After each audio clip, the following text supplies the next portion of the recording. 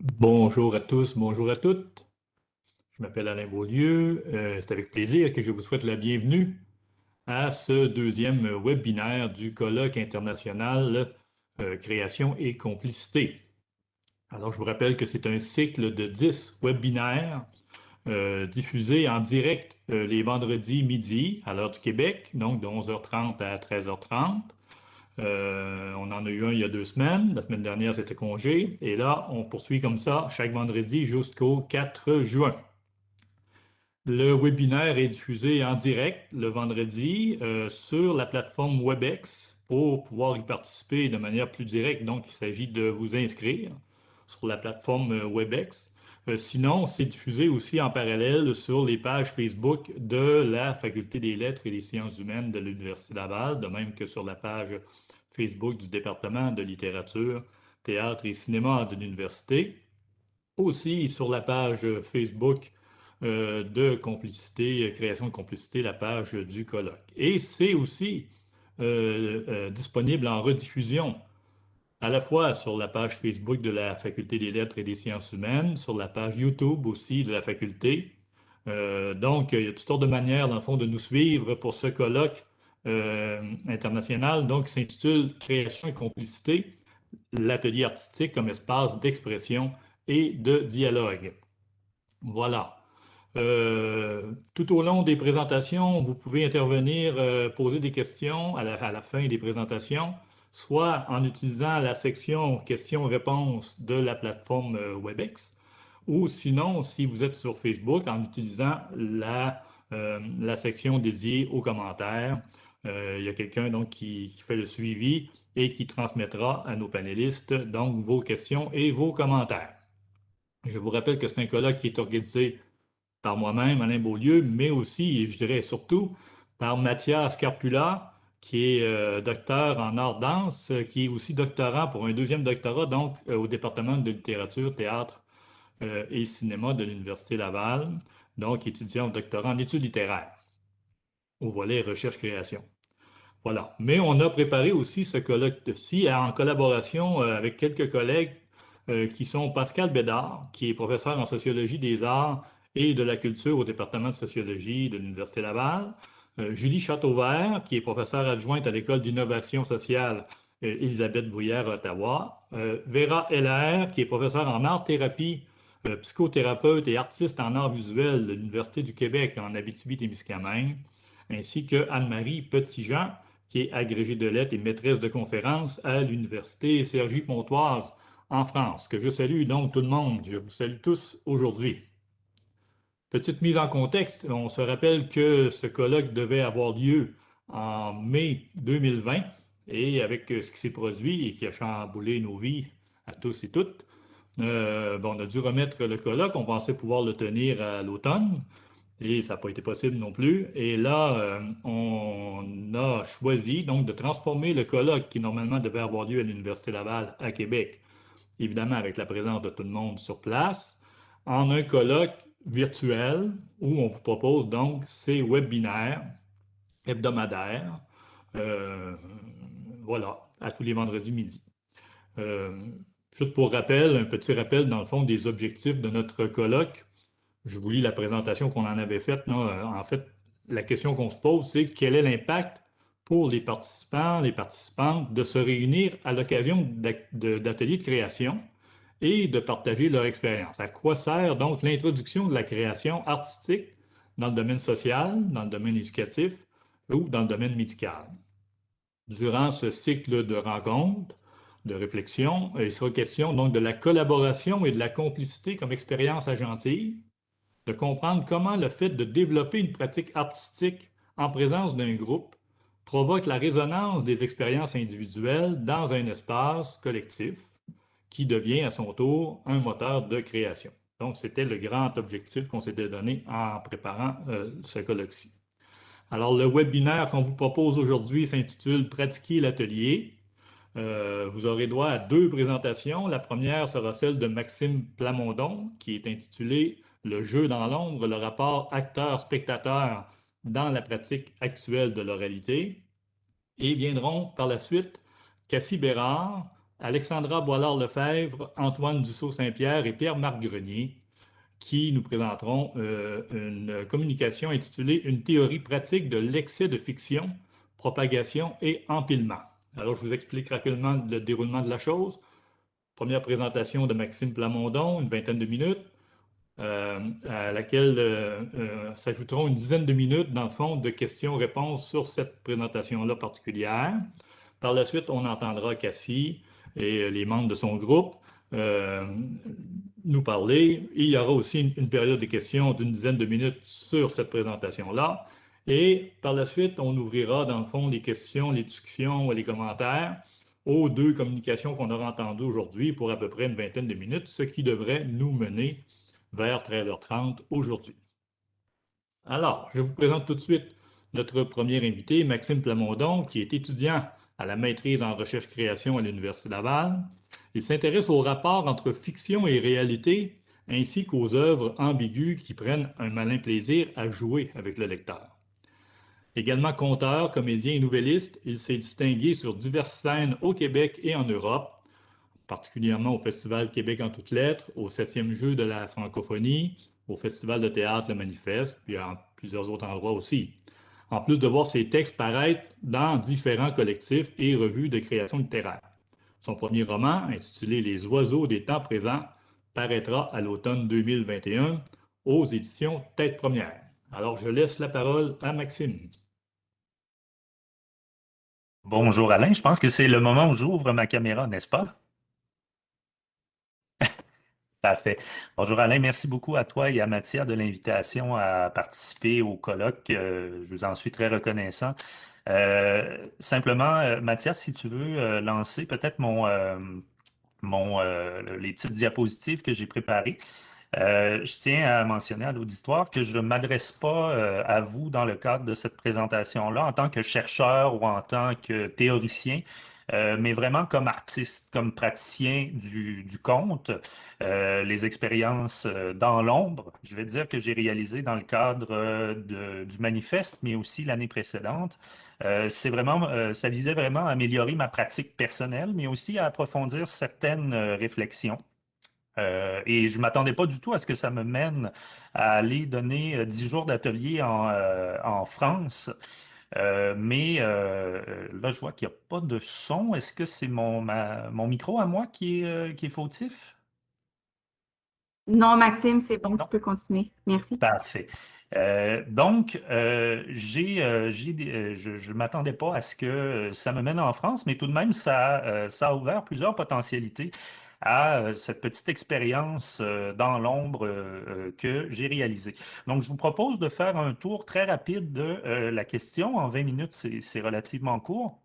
D'abord, pourquoi est-ce que j'ai choisi de réaliser une expérience dans l'ombre? Qu'est-ce qui m'a mené à ce désir-là? La première expérience qui a eu lieu en juillet 2015, par la suite la présence au Manifeste en France en 2016, et je dresse quelques constats finaux qui ne sont pas évidemment, qui ne sont pas des règles absolues. C'est vraiment ce que j'ai observé avec les participants, ce que ces derniers m'ont rapporté. Donc, pourquoi est-ce que j'ai choisi de m'intéresser au jeu dans l'ombre? En fait, qu'est-ce que j'entends par là? C'est de séparer complètement la présence physique de l'interprète avec la présence physique du public. Donc, plutôt que de jouer sur une scène avec le quatrième mur puis le public qui est devant, c'est de créer une césure complète entre les deux.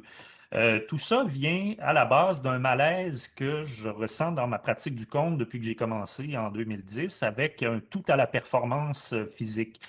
Tous les commentaires ou la grande majorité des commentaires qui m'étaient faits dans ma pratique, que ce soit par des collègues, que ce soit suite à des spectacles, tournaient autour de la présence sur scène, tournaient autour de le langage non verbal, alors que l'usage de la voix, par exemple, à travers laquelle le conte porte, ça se limitait à la projection, à l'intonation, mais la présence du récit, la profondeur du récit, tout l'aspect créatif derrière le récit était complètement évacué au profit de c'est comme s'il fallait finalement que le conteur soit forme d'homme-orchestre qui maîtrise tous les langages scéniques pour être en mesure d'habiller son histoire. Alors que moi, je cherchais vraiment à me rapprocher le plus possible de la parole, du récit brut. Puis aussi une forme d'humilité de l'interprète. Puis ça, c'est quelque chose qui est revenu beaucoup dans les expériences. L'interprète aujourd'hui, qu'il soit conteur ou comédien ou peu importe, on dirait qu'il doit être une forme de marque de commerce, doit être lumineux de toutes les manières possibles et imaginables. Alors que moi, je visais à travers ces expériences-là à m'effacer au profit de la création. Et c'est ce que j'ai proposé aux gens qui ont participé au manifeste. Je m'interrogeais aussi sur le rôle du spectateur. C'est une question qui remonte il y a quand même assez longtemps, là, si on pense au mouvement Dada au début des années 1920. Le spectateur, est-ce que c'est quelque chose de passif ou est-ce que c'est quelque chose qui peut être intégré dans le processus de création? Donc, ce sont les questionnements, c'est la matière de base qui m'a amené à m'interroger sur ces questions-là et à réaliser finalement un premier atelier en juillet 2015. Donc, la prémisse était très simple. J'ai réuni une vingtaine de personnes dans une salle. J'avais fabriqué 4 paravents opaques que j'avais assemblé pour donner une forme de cube. À l'intérieur de ce cube-là, comme vous pouvez le voir sur la photo, même si ce n'est pas nécessairement super clair, on voit seulement un des côtés. Les chaises faisaient dos.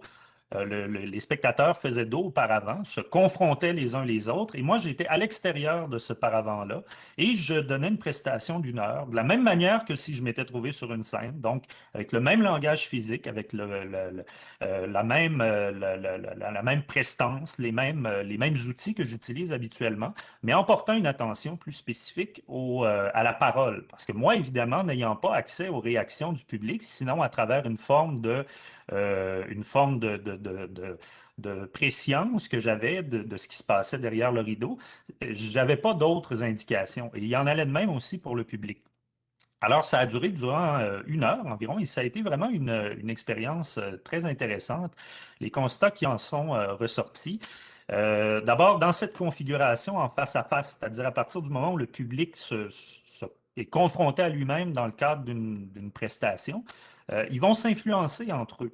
À partir du moment où dans l'histoire, il y a, par exemple, une scène où un personnage se fait décapiter de manière violente, si quelqu'un ressent du dégoût, de la peur ou de la haine, les spectateurs autour qui ont accès directement à cette personne-là vont ressentir de manière décuplée ses propres émotions.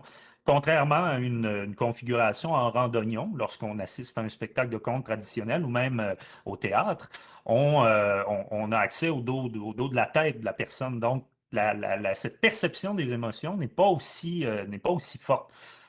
Donc, le fait de couper peut-être le spectateur de l'interprète et de ramener les spectateurs à un niveau de complicité entre eux-mêmes peut favoriser, je pense, en fonction de cet exercice-là, la perception des sentiments. La perte de contact visuel a été quelque chose de troublant pour plusieurs aussi, particulièrement en ce qui a trait aux expressions faciales. Quand on va voir un spectacle de conte ou au théâtre, l'expression des sentiments des personnages passe d'abord et avant tout par le faciès. Or là, on a des ombres. C'est un peu comme si on se retrouvait dans la fameuse caverne de Platon. On a accès seulement à des ombres, à un présupposé. Plusieurs personnes ont été bouleversées par ce type de... En fait, leurs habitudes se sont retrouvées bouleversées par ce type d'expérience-là. Cela dit, dans le cadre de l'expérience de 2015, je n'ai pas mis l'accent spécifiquement sur l'observation de ce phénomène-là. Par exemple, en 2016, là, on va le voir, c'est quelque chose qui aura pris beaucoup d'ampleur. Et troisième constat, l'impression d'être immergé complètement dans le récit, du fait que, ben, comme on a seulement l'audition, ou comme l'audition est surutilisée dans le cadre d'une prestation de ce type-là, il n'y a pas d'autres langages qui sont mobilisés par l'interprète pour construire l'univers de son récit. Donc, l'auditeur ne peut que se basé sur son propre imaginaire et sur les émotions qui se distillent dans le fameux cube pour construire le monde. Donc, en ce sens-là, les spectateurs se sont sentis davantage mis à profit dans l'économie de la création, comme s'ils faisaient partie prenante finalement de cet univers que j'essayais de leur faire voir, plutôt que tout simplement d'assister à des péripéties qui leur sont livrées avec tous les langages traditionnels, pourrions-nous dire. Ce qui m'a mené au manifeste l'année suivante. Donc, tous ces constats-là, je les avais relatés sur un petit site Internet que j'avais à cette époque-là. Puis, Brigitte Mounier, qui était la directrice de la programmation au Théâtre des Mers du Nord à Grande-Synthe, dans la région de Dunkerque, en France, est tombée là-dessus. Ça l'intéressait vivement dans le cadre de son festival. Donc, elle m'a invité à venir en juillet pour donner 10 jours d'ateliers et de création collective. Le manifeste était vraiment une bête très sympathique. J'en parle au passé parce que malheureusement, le festival n'existe plus. Ça réunissait des participants de toute la France qui pouvaient s'inscrire en déboursant un coût relativement abordable, avec accès au logement, à la nourriture, et pouvaient se former auprès d'artistes invités qui provenaient d'une dizaine de pays partout dans le monde. L'année où moi j'y étais, évidemment, ben, je représentais le Québec, le Canada. Il y avait aussi des gens du Brésil, des gens de la République tchèque, des gens de la Belgique, de la France. Alors, c'était vraiment très riche au niveau de cette proximité avec d'autres participants de partout dans le monde. Le festival était axé aussi sur l'art comme outil d'action sociale et politique. Donc, chaque présentation qui était faite, chaque atelier qui était donné avait une vocation d'action politique en quelque sorte. Et toutes les formes d'art étaient représentées, que ce soit le conte, la littérature, la danse, le théâtre de marionnettes. Et moi, j'ai construit un atelier intitulé 640 800 secondes pour dire, où je reprenais les postulats, les grandes lignes de ce que j'avais fait l'année précédente dans ce que je viens de vous présenter. Dans le fond, l'idée était de travailler en fait, d'utiliser la dimension politique du festival pour lier mon choix de travailler dans l'ombre, de donner voix à toutes ces personnes qui ne l'ont pas, en quelque sorte, et aussi de travailler l'humilité, de mettre de l'avant, d'effacer la personne d'effacer l'artiste finalement au profit de la création. Donc, durant ces 10 jours d'atelier-là, j'ai initié une quinzaine de novices, autant dans les arts de la scène que dans les arts de la création littéraire, aux formes brèves, à l'écriture des formes brèves, puisque c'est ma spécialité, donc que ce soit le conte ou la nouvelle, ainsi qu'aux bases de l'art dramatique. On s'entend qu'en 10 jours, je n'étais pas en mesure de former des comédiens professionnels, naturellement, mais ne serait-ce que les bases pour bien projeter, s'exprimer, le travail de la voix. J'ai mis l'accent là-dessus, bien davantage que sur la présence sur scène. On verra pourquoi dans quelques instants. Les comptes que chacun devait créer, parce que moi, je leur disais, vous créez votre propre compte, vous avez carte blanche, mais vous devez impérativement écrire votre compte, avoir une matière physique que vous allez être en mesure de mieux déconstruire par la suite. Moi, c'est comme ça que je travaille dans ma pratique habituelle du compte. Donc, j'écris mon compte, ne serait-ce qu'un canevas, et par la suite, en l'apprenant, je peux mieux le trafiquer. Donc, je voulais proposer cette manière de procéder aux manifestants. Comme je l'ai mentionné, mon intérêt était de miser sur la voix bien plus que sur n'importe quel autre langage pour contrer un peu la surenchère visuelle qui caractérise le monde artistique ou les productions artistiques actuelles, même dans le milieu du conte, dans un milieu où on s'attendrait à ce que ce soit la voix qui domine. Et j'ai aussi misé sur le fait que l'écoute est l'outil principal du conteur ou de tout interprète. C'est pas quelque chose qui semble aller de soi, mais à partir du moment où on est en mesure de s'écouter soi-même en tant qu'artiste, mais aussi d'écouter le public qui est face à soi, même si on ne le perçoit pas. Là, la prestation s'enrichit et l'expérience artistique est franchement beaucoup plus profonde. Donc, je ne donnais aucune contrainte, sauf s'inspirer le plus possible de l'idée de distance, qu'elle soit réelle ou métaphorique, dans la mesure où mon expérience vient à s'interroger sur la distance réelle qui existe entre le public et l'interprète. Et j'invitais les gens aussi, dans la mesure du possible, à s'éloigner de la forme traditionnelle du conte. Certaines personnes n'étaient pas à l'aise avec ça. J'ai eu droit à des contes de fées, j'ai eu droit à du conte philosophique. Certaines autres personnes ont choisi de faire quelque chose de plus contemporain ou plus proche du monde actuel. Je vais pas pénaliser qui que ce soit, mais dans une idée où on renégocie un peu l'idée de ce que peut être le conte, en même temps que la relation spectateur. Je trouvais ça intéressant. Donc, tout en mentionnant aux gens, et ça, dans le cadre du manifeste, c'était vraiment très important, la création finale, c'était pas la fin en soi qu'on visait dans ces ateliers-là. C'était aussi de défendre la démarche, qu'il faut savoir exposer, qu'il faut savoir défendre. Donc, j'ai invité chacun à développer sa propre démarche sur la base des propositions que je faisais. Compter dans l'ombre, se dépersonnaliser pour devenir une sorte de toile blanche sur laquelle transparaît la création au final.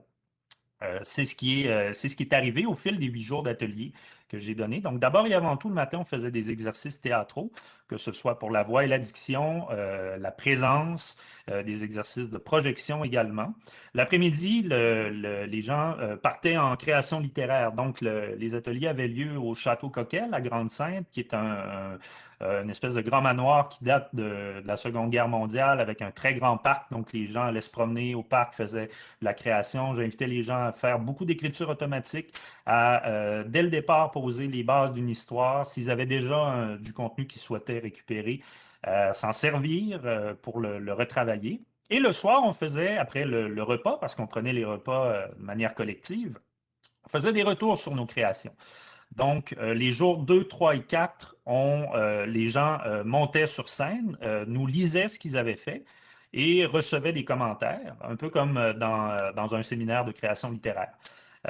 Par la suite, les jours 5 et 6, il y a eu des pratiques en grand groupe. Donc, je les invitais à performer leur création littéraire pour voir un peu comment est-ce que le texte peut être habité.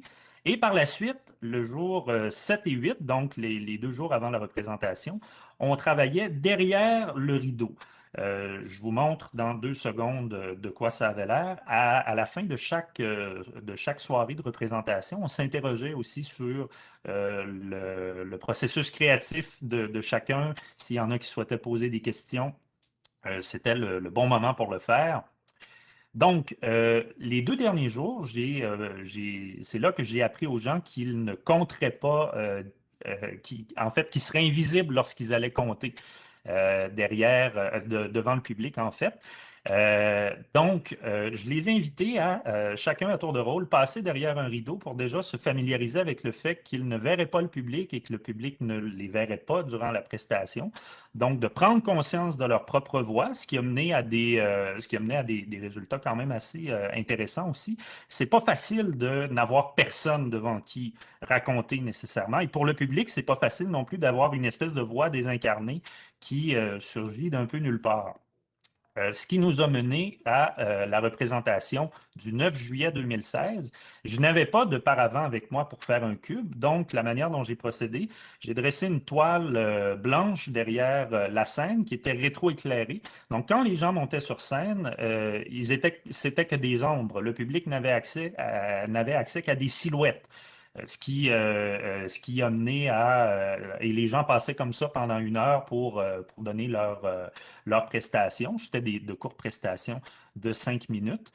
Les constats qui ont émergé de cette représentation-là, c'est que placer le public au cœur du processus de création, de réfléchir à la place que le public va avoir, mais pas seulement aussi, le fait de se mettre à la place du public lorsqu'on crée, ben, ça en fait un acteur finalement. Le public devient un moteur de création aussi fort que l'idée de base qu'on peut avoir quand on crée un récit. Il y a aussi cette idée de distance minimale à laquelle on pense quand on pense au 4e mur, par exemple, mais qui n'est pas seulement physique. On peut avoir une distance minimale psychologique avec le public à partir du moment, entre autres, où on choisit de l'intégrer dans sa démarche de création.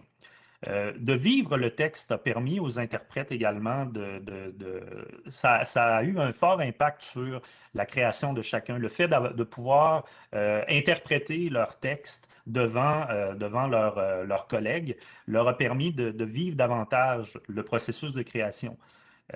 Se dépersonnaliser en étant devant une toile blanche où on était avec des ombres, ça a été un petit peu plus controversé. Certaines personnes trouvaient ça complètement, dans le public, particulièrement aberrant, cette idée de dépersonnalisation, comme si l'artiste était personne finalement. En même temps, ça permet d'habiter pleinement sa création et ça donne tout l'espace nécessaire à la création pour fonctionner. Même chose, lorsqu'on retire l'usage d'un sens au public, c'est considéré, en tout cas dans le contexte de cette expérience française-là, comme un geste radical, presque violent. Il y a beaucoup de gens dans l'assistance qui ont considéré que le public et que les interprètes étaient nus devant eux. Et pour les conteurs qui étaient sur scène, le fait qu'ils étaient rétroéclairés, ils voyaient très bien la scène, voyaient très bien les gens assis. Habituellement, quand on est sur scène, on est aveuglé par la lumière.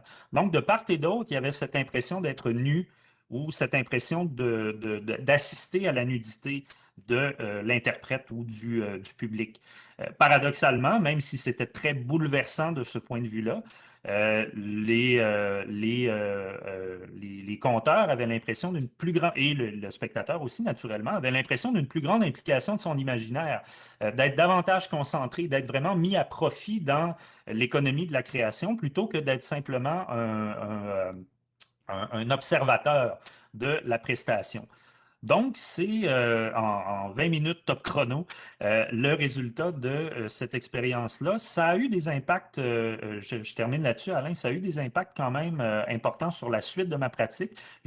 Maintenant, quand je crée, j'essaie le plus possible, particulièrement quand c'est des textes qui sont voués à être interprétés ou à jouer d'une manière ou d'une autre, de reproduire cet exercice-là. Donc, de me dépersonnaliser pour essayer de mettre de l'avant la création et d'aller chercher au plus près possible le public, de me rapprocher, d'établir cette distance minimale. Et ça a donné le goût à 15 personnes de poursuivre aussi dans leur volonté de s'améliorer ou de poursuivre dans le monde du conte. Ça renégocie, je pense, les façons de faire d'un milieu qui est peut-être un petit peu trop rigide pour son propre bien, mais ça, c'est mon interprétation personnelle. Ça ne fait pas office là, d'absolu. C'est simplement les résultats de quelques observations qui ont été faites dans le cadre de ces petits exercices. Voilà. C'est bien. Merci beaucoup, Maxime, pour cette présentation effectivement exhaustive et qui respecte les délais impartis. Alors, merci. Écoutez, si vous êtes en direct avec nous sur la plateforme WebEx, il y a une section là pour les questions et réponses à la droite. Alors, il s'agit de nous les transmettre et nous les relayerons donc à Maxime Plamondon. Il y a aussi, pour ceux qui sont sur Facebook avec nous, la possibilité de poser vos questions, d'émettre vos commentaires. Et Mathia est là aussi pour faire le suivi pour cette période de questions, donc dédiée à cette présentation. En attendant, je ne sais pas, Mathias, s'il y a quelque chose de ton côté, mais en attendant, moi, j'en ai une question. Euh, j'ai été étonné de la position de départ de l'atelier que tu proposais parce que on a tendance à croire justement que le conte, en particulier, c'est la mise en place de plusieurs signes, hein, en sémiologie ou en sémiotique, c'est-à-dire que le message passe par différents canaux. Il y a la voix, évidemment, il y a aussi l'intonation, la manière de transmettre le texte, mais il y a aussi le corps, la gestuelle, c'est-à-dire que c'est très important dans... J'avais l'impression que c'était très important dans le conte. Et après ça, il y a le texte. Mais tout ça forme un tout d'une certaine manière. Puis là, j'ai l'impression que ce que tu proposais, c'est de mettre davantage l'accent sur le texte pour justement faire en sorte que le texte prenne plus de place que l'artifice, en tout cas l'artifice, ou au moins des autres signes de présentation. J'ai bien compris, c'est ça? Oui, c'est exactement ça. Et tu as raison quand tu dis que tous les langages qu'un conteur va mobiliser, que ce soit sa gestuelle, que ce soit les accessoires qu'il va choisir d'avoir avec lui sur scène, forment un tout. Mon impression de départ, mon malaise comme conteur, au fur et à mesure des années des années de pratique vient du fait que ce soit les critiques, que ce soit certains praticiens dans le cadre d'ateliers ou tout ça, vont mettre l'accent beaucoup sur l'aspect visuel de la présentation et moins sur l'aspect justement de l'histoire ou du récit. Et là, moi, j'ai fait à un moment donné, attends une minute, mais à la base, le conte, c'est quelque chose c'est l'oralité. Une personne qui a une histoire à raconter peut le faire sans avoir cet aspect visuel autour de lui. Donc, peut-être que c'est une forme de retour aux sources que j'ai cherché à réaliser en faisant cet exercice-là. Mais assurément, je voulais provoquer une réflexion, en tout cas par rapport à mes collègues, mais aussi surtout par rapport à moi-même, sur quelle place vraiment le texte, quelle place l'histoire prend dans la pratique du conte par rapport aux autres langages. Et souvent, et c'est malheureux, il y a des gens qui vont prétendre que les conteurs sont des comédiens ratés parce qu'on utilise un peu les mêmes langages qu'au théâtre, mais d'une manière peut-être un petit peu plus minimaliste ou dans des circonstances un peu moins glorieuses que celles des grands théâtres nationaux. Mais c'est loin d'être le cas parce qu'il y a un réel travail qui peut être fait dans ce sens-là, mais le texte est tout aussi important, ou la présence de la voix va être tout aussi importante que n'importe quel autre langage. Ce que je ne reconnaissais pas tout le temps dans les commentaires de mes pairs. Mhm. Donc, je ne sais pas si ça répond à ta question. Oui, tout à fait, tout à fait. Je ne sais pas, Mathieu, est-ce que tu as quelque chose de ton côté? Oui. Oui, je voulais te demander, merci beaucoup pour ta communication, Maxime. Je voulais savoir si tu es resté en contact après avec les personnes qui avaient participé à l'atelier, si à ton atelier, si ce que tu as proposé, que c'était pour la création, mais il me semblait qu'il y avait aussi le fait de penser en même temps dans la distanciation leur manière de comment la création passe par leur corps, comment se construit. Est-ce qu'ils ont gardé des stratégies de ce que tu proposais pour leur usage personnel? Malheureusement, j'ai pas eu beaucoup de contacts par la suite, en partie parce que les participants du manifeste venaient d'un peu partout dans la France, donc il n'y avait pas nécessairement de lien par rapport à une localité ou c'est pas des gens qui faisaient partie déjà d'une troupe de théâtre et qui participaient à ces ateliers-là. J'ai reçu quelques courriels, par exemple, de gens qui souhaitaient obtenir des précisions que ce soit sur la manière de poursuivre dans le parcours du conte, de quelle manière continuer d'appliquer certaines techniques, parce que j'ai vraiment enseigné la base, en quelque sorte, de l'art dramatique ou de l'expression scénique à ces gens-là. Je ne suis pas entré dans les détails là, vraiment approfondis, je suis pas entré dans les détails profonds d'une pratique là, vraiment ancrée, établie sur plusieurs années, mais il y a quand même eu certaines personnes, effectivement, qui m'ont écrit pour me demander des précisions. J'aurais aimé ça qu'il y ait pu avoir une suite à ça.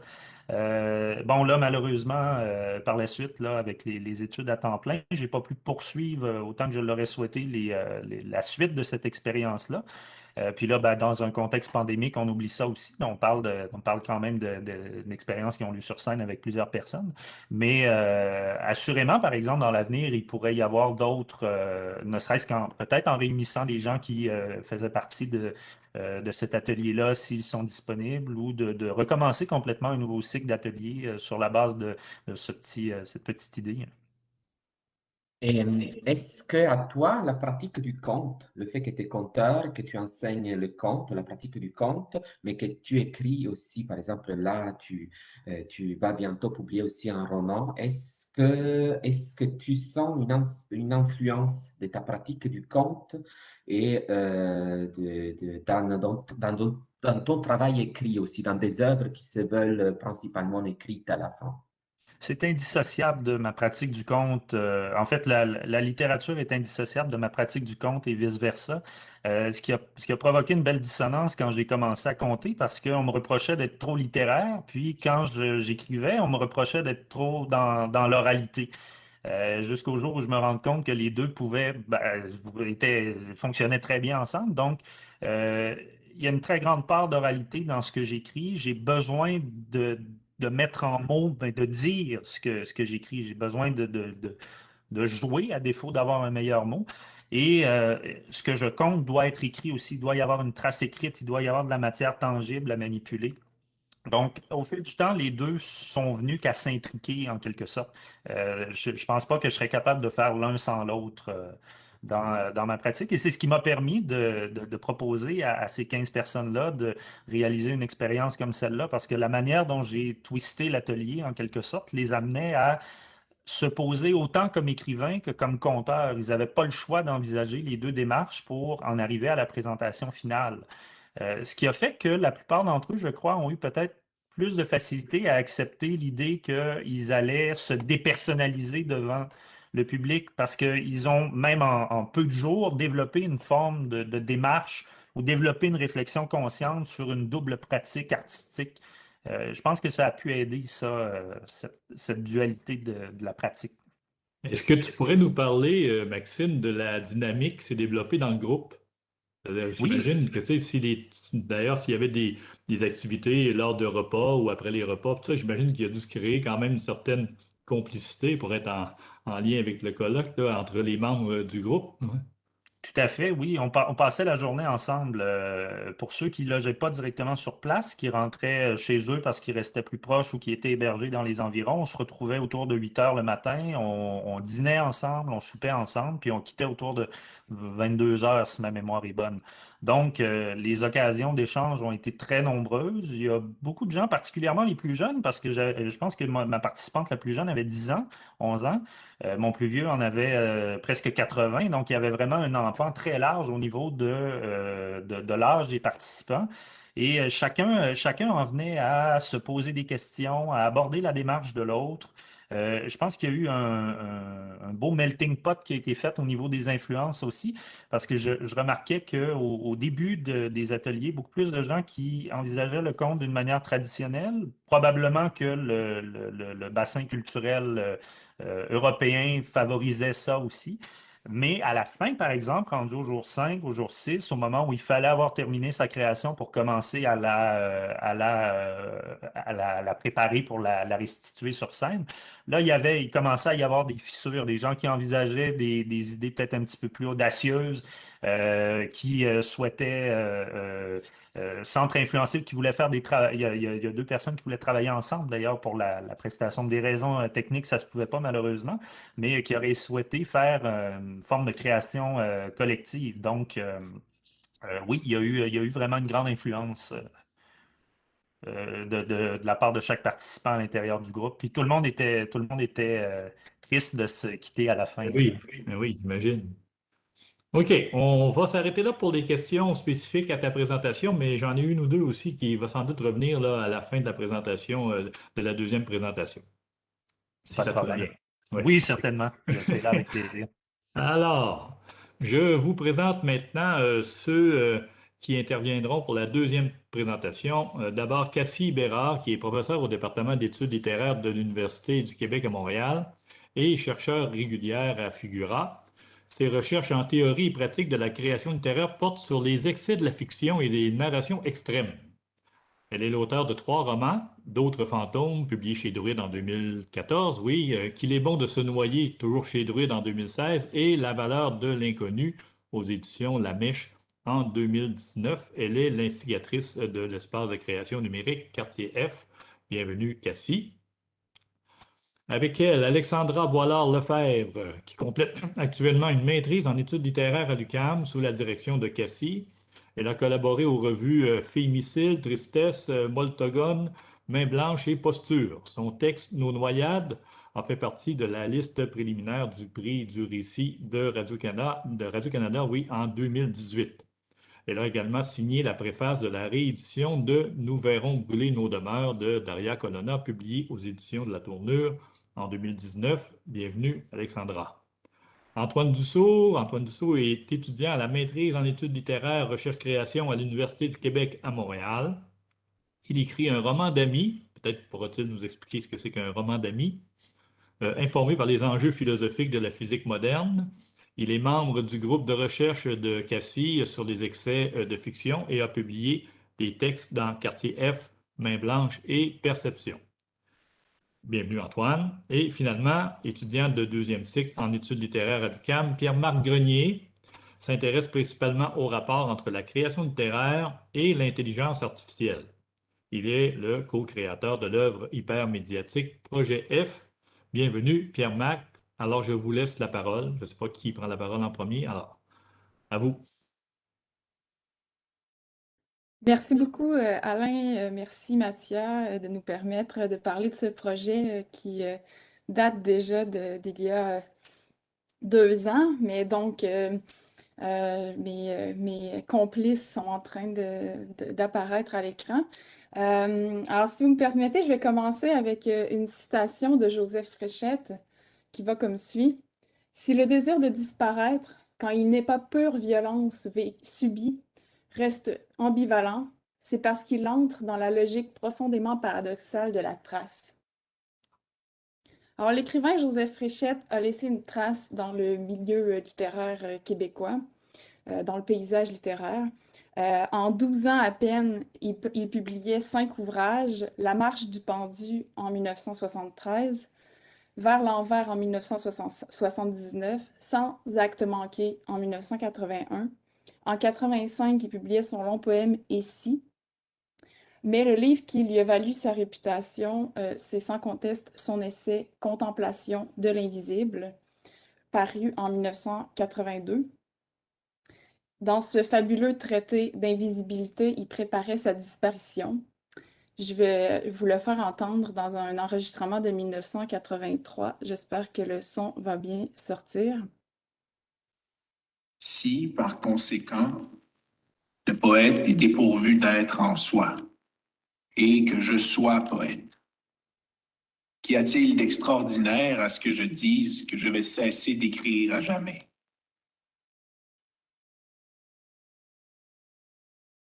Alors, Fréchette s'est passionné pour la figure de l'écrivain invisible. Il se demandait s'il existait une stratégie narrative ultime à laquelle pouvait avoir recours un auteur, à savoir disparaître, l'écrivain invisible comme un observateur dissimulé. Donc, on connaît le succès d'estime que Fréchette a eu pour le nombre impressionnant de références à son œuvre qu'on retrouve dans des ouvrages et des articles savants depuis les années 80. On rencontre le nom de l'auteur notamment quand on s'intéresse aux écrivains négatifs, à la non-fiabilité, à l'imposture et au retrait. Dans l'essai de Bartleby aux écrivains négatifs de Patrick Thiard, celui-ci s'appuie sur Fréchette pour exemplifier le type d'écrivain qui s'efface, qui disparaît dans la fiction et un jour arrête d'écrire. Donc, c'est apparemment ce qui a été le cas pour Fréchette à partir de 1985, de manière encore plus radicale. Impossible de mettre la main sur ses livres à compter de ce moment-là. Ces livres n'existent plus. Tout a disparu. On dit qu'il a cessé d'écrire en 85 et qu'il a passé les années suivantes à partir à la recherche des exemplaires disséminés de ses œuvres pour les brûler. Et ce saccage nous l'a rendu inaccessible en dehors des citations rapportées donc dans les ouvrages et les articles savants. Sinon, rien, aucun titre disponible, rien dans les bibliothèques, rien dans les armoires, les librairies et rien sur Internet. Mai 2019, la véritable disparition de l'écrivain Joseph Fréchette, cette fois, remue le milieu littéraire. En séjour à l'île aux Grues, à Montmagny, à l'Auberge des Dunes, l'écrivain est aperçu pour la dernière fois. Des effets personnels sont retrouvés dans sa chambre. L'aubergiste qui tient les lieux contacte les autorités. La police s'empare de l'enquête, mais par ailleurs, un appel est lancé pour demander l'aide de la population. Afin d'investiguer et de mener une forme de battue sur l'île aux Grues, on repêche une équipe de volontaires, narrateurs et narratrices. Je vais donc laisser mes complices vous présenter ces narrateurs et narratrices qui ont fait partie de l'enquête parallèle.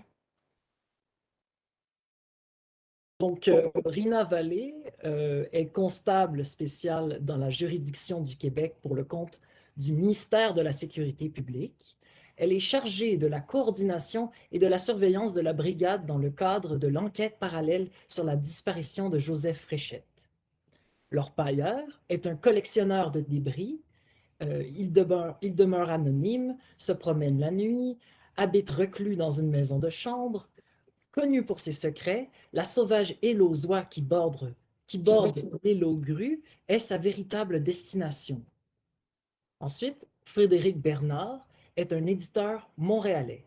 À la tête des éditions du Fleuve depuis 2011, il se targue d'être un grand lecteur, un homme d'affaires brillant et ambitieux. Il voue un intérêt particulier à l'œuvre de Fréchette, sur laquelle portait sa thèse de doctorat qu'il a abandonnée. Il est en quête d'un manuscrit inédit. Il y a aussi Joseph Frechette, sans accent, 28 ans, qui est psychiatre et possède sa propre clinique. Il traite les troubles dissociatifs de l'identité qu'il associe à une sensibilité exacerbée face au possible du devenir. Il a le même nom, moins l'accent, que le disparu et la certitude de l'avoir reçu dans son bureau juste avant le séjour à l'île aux grues. Pascal Fréchette, 19 ans, cégepien féru de cinéma et le neveu du disparu, Joseph Fréchette. Ses parents l'obligent à collaborer à l'enquête, il y va à reculons. Or, une idée le traverse, pourquoi ne pas transporter son caméscope et filmer un documentaire sur la disparition de son oncle? Rebecca Searchall est une journaliste d'enquête indépendante. Elle est déterminée, fine analyste, mais quelque peu sujette à la paranoïa. Elle se méfie des autorités et des hommes. Certaine que Fréchette a un rôle à jouer dans sa propre disparition, elle se lance dans l'enquête pour la vérité en espérant récupérer son poste au journal. Sophie Filion est une grande lectrice amoureuse de l'œuvre de Fréchette, dont les mots lui font oublier la vie ordinaire et la solitude. Dans un élan de désinvolture, elle a envoyé à l'écrivain une lettre signée Joséa Frecht. Il lui a répondu et l'a invité à le rejoindre avant de disparaître. Robert Bergeron a travaillé pour le compte du SPVM avant de prendre sa retraite. Depuis, il agit à titre d'enquêteur privé. À 61 ans, il souffre de diabète de type 2 et d'une malchance incomparable.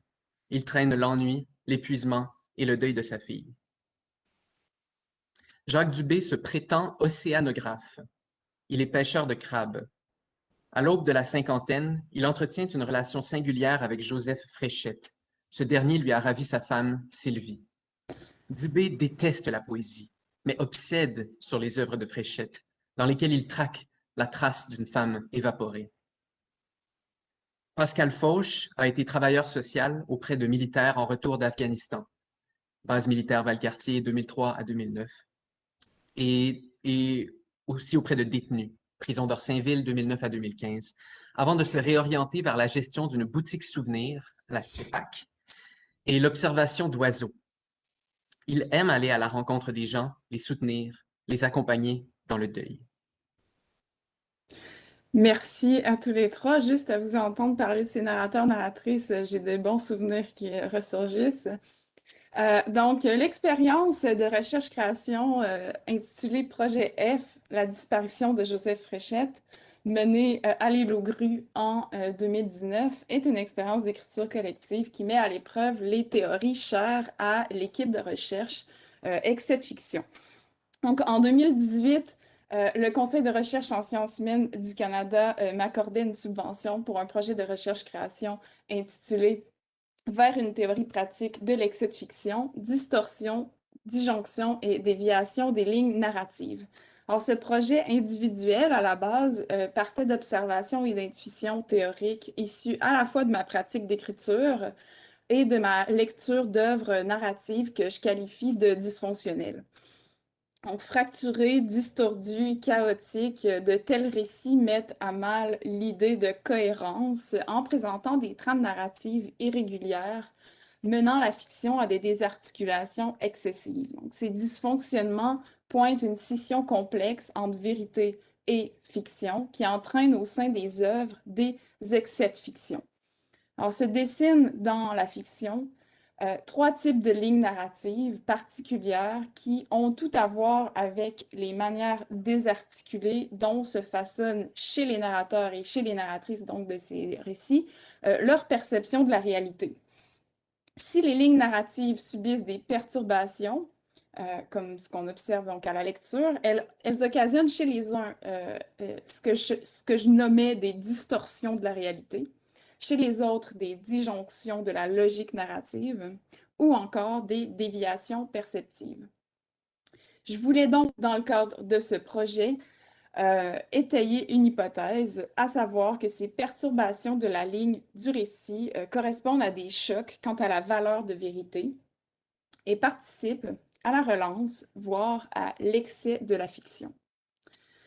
Je serais donc appelée, dans le cadre de ce projet, à penser l'excès de fiction en ces termes, tel un dédoublement de la fiction en deux fictions, voire plus de fiction dans la fiction, qui vient de ce que la narration déforme le fait, qui a valeur de vérité même s'il est fictionnel. Donc, soit la narration déforme le fait, soit elle s'en détache, ou alors elle s'en éloigne. Les débordements de la fiction au cœur de la fiction littéraire ne sont pas sans entretenir des relations avec nos perceptions courantes, illusions, méprises, anticipations, surinterprétations, influencées par des phénomènes discursifs qui incitent à la méfiance et activent les fabulations individuelles ou collectives. Alors, ce rapport au collectif est quand même important quant aux fabulations collectives, puisque, voilà, on est dans une conférence sur la complicité. Et si on a eu envie de proposer à Mathia et à Alain de partager notre expérience, c'est qu'à toutes les étapes du projet, dont mes trois complices vont vous parler après moi, la complicité a été le noyau de nos réflexions. Le caractère collectif, donc, a été le noyau de nos réflexions, comme de toutes nos expérimentations créatives. J'ai très vite sollicité la contribution de 4 assistantes de recherche, Pierre-Marc qui est ici, Antoine, Jean-Philippe Lamarche et Marie-Pierre Lafontaine qui nous écoutent. Des étudiants envers qui j'avais la plus grande confiance et qui étaient autant animés que moi par les enjeux de la fiction. Mais chacun à sa manière, et donc notre équipe était complémentaire. On se rencontrait pendant 1 an à toutes les 3 semaines environ, si je me souviens bien, pour élaborer cette théorie pratique de l'excès de fiction, sous-peser les hypothèses, analyser des textes, construire des schémas, mais surtout écrire, produire des textes narratifs inspirés par ces concepts. Sur le plan de la création littéraire, le groupe de recherche excès de fiction se posait les questions suivantes. Quels conflits de perception mettent en branle les pratiques narratives de fiction?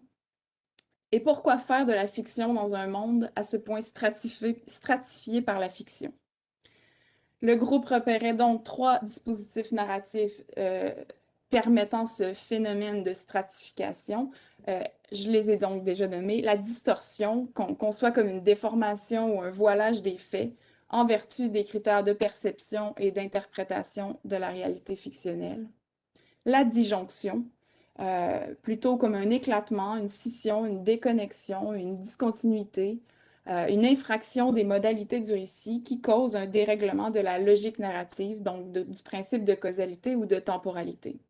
Et enfin, la déviation, donc changement de direction ou de position, détournement, dérivation, axé sur le régime de l'intrigue, donc qui mène à des digressions, à des délocalisations du regard narratif, à des écarts par rapport à l'intention première ou à la fonction narrative première, donc un déplacement de la diégèse. Ça paraît très technique de la manière que j'en parle, mais c'est justement pourquoi, après moi, on en parlera de manière plus pratique et là, tout va peut-être s'éclairer pour vous. Donc, après plusieurs mois à repérer, définir ces dispositifs narratifs, puis à en comprendre les effets, on a un petit groupe de 5 carrément exaltés par la manière par la matière qu'on était en train de nourrir. On a compris qu'il était temps de mettre à l'épreuve, disons, la productivité de nos concepts, en élargissant notre petit groupe, en partageant nos recherches, donc en organisant une expérience de recherche-création, se présentant comme un phénomène d'excès de fiction. Et je cède alors la parole à Antoine. Oui. OK, oui. Tout va bien. Donc,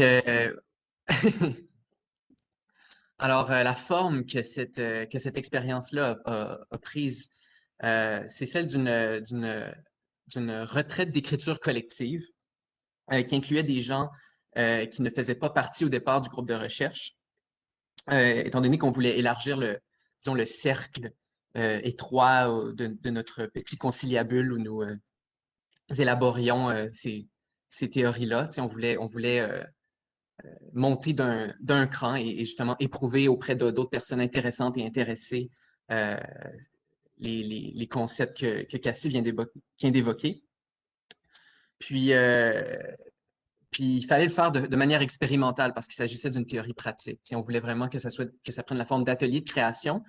Et donc, je ne me rappelle pas qui a eu l'idée en premier, mais c'est Cassie qui a fait les démarches pour réserver l'Auberge des Dunes à l'île aux Grues entre le 26 et le 28 mai 2019 et lancer en fait un appel à candidature pour inclure des étudiants qui, en fait, je ne sais pas toutes les universités qui ont été couvertes, mais finalement, ça a été des gens de l'UQAM et de l'Université de Montréal qui ont participé.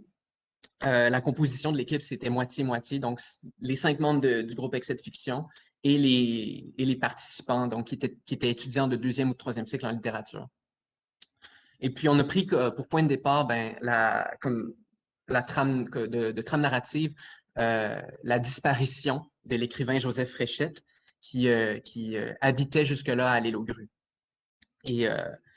Et on a demandé, en fait, pour l'appel à candidature, on a demandé aux personnes intéressées de proposer un personnage narrant, ANT, dont ils adopteraient le point de vue lors des ateliers d'écriture, en fait, qu'on avait planifiés lors de cette équipée. Et puis, en fait, on a choisi les gens non seulement en fonction de si on trouvait que la candidature correspondait à ce qu'on recherchait, mais aussi en fonction de leur proposition de personnages en tant que tel et comment ces personnages-là interagissaient avec nos propositions. Le programme qu'on a conçu était fait de 5 ateliers.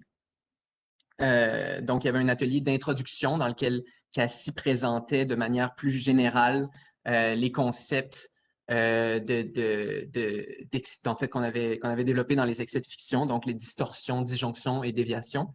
Et donc, chacun de ces modes de dysfonctionnement narratif a fait l'objet par la suite d'un atelier dans lequel il a été exploré de manière plus approfondie. Et Alexandra, plus tard, va aller dans le détail de ces ateliers-là, de comment phénoménologiquement ça a été ressenti. Et finalement, le dernier atelier, c'était une conclusion, donc intitulée « La vérité sur l'affaire Fréchette ». Et à chacune de ces étapes, donc nous-mêmes et les 5 autres personnes qui venaient avec nous étaient invités à produire dans un temps assez restreint des courts textes de fiction en adoptant donc le point de vue de leur personnage. Mais la question qui demeure, après, ça c'est les faits, disons, à quelle fin cette déterritorialisation? J'imagine que vous vous posez toute cette question. Pourquoi ne pas organiser une série d'ateliers dans un local de conférence à l'UQAM? C'est beaucoup plus simple, n'est-ce pas? C'est beaucoup plus facile à planifier. On peut peut-être inviter même plus de gens, tout ça. Bon, pourquoi s'exiler sur une île pour faire ça? J'ai essayé de remonter à l'origine, en fait, et à réfléchir aux raisons qui nous ont poussés à faire telle ou telle chose. C'est difficile dans nos conditions actuelles d'existence qui sont si éloignées de celles qui ont permis la tenue de cette activité. Et à présent, en fait, dans la situation qu'on vit avec la pandémie, je veux dire, toute tentative de se remémorer c'était quoi, de faire des activités comme ça, relève déjà d'une forme de mythologisation et donc d'une fictionnalisation. Mais je vais tenter quand même, j'y ai réfléchi, et je pense qu'il s'agissait de faire quelque chose qui sortirait de l'ordinaire, pour commencer simplement, par rapport à ce à quoi on est habitué en contexte académique, pour créer, si je puis dire, un accélérateur de possibilités créatives. Ou pour continuer dans le lexique de la physique, un collisionneur de fictiome.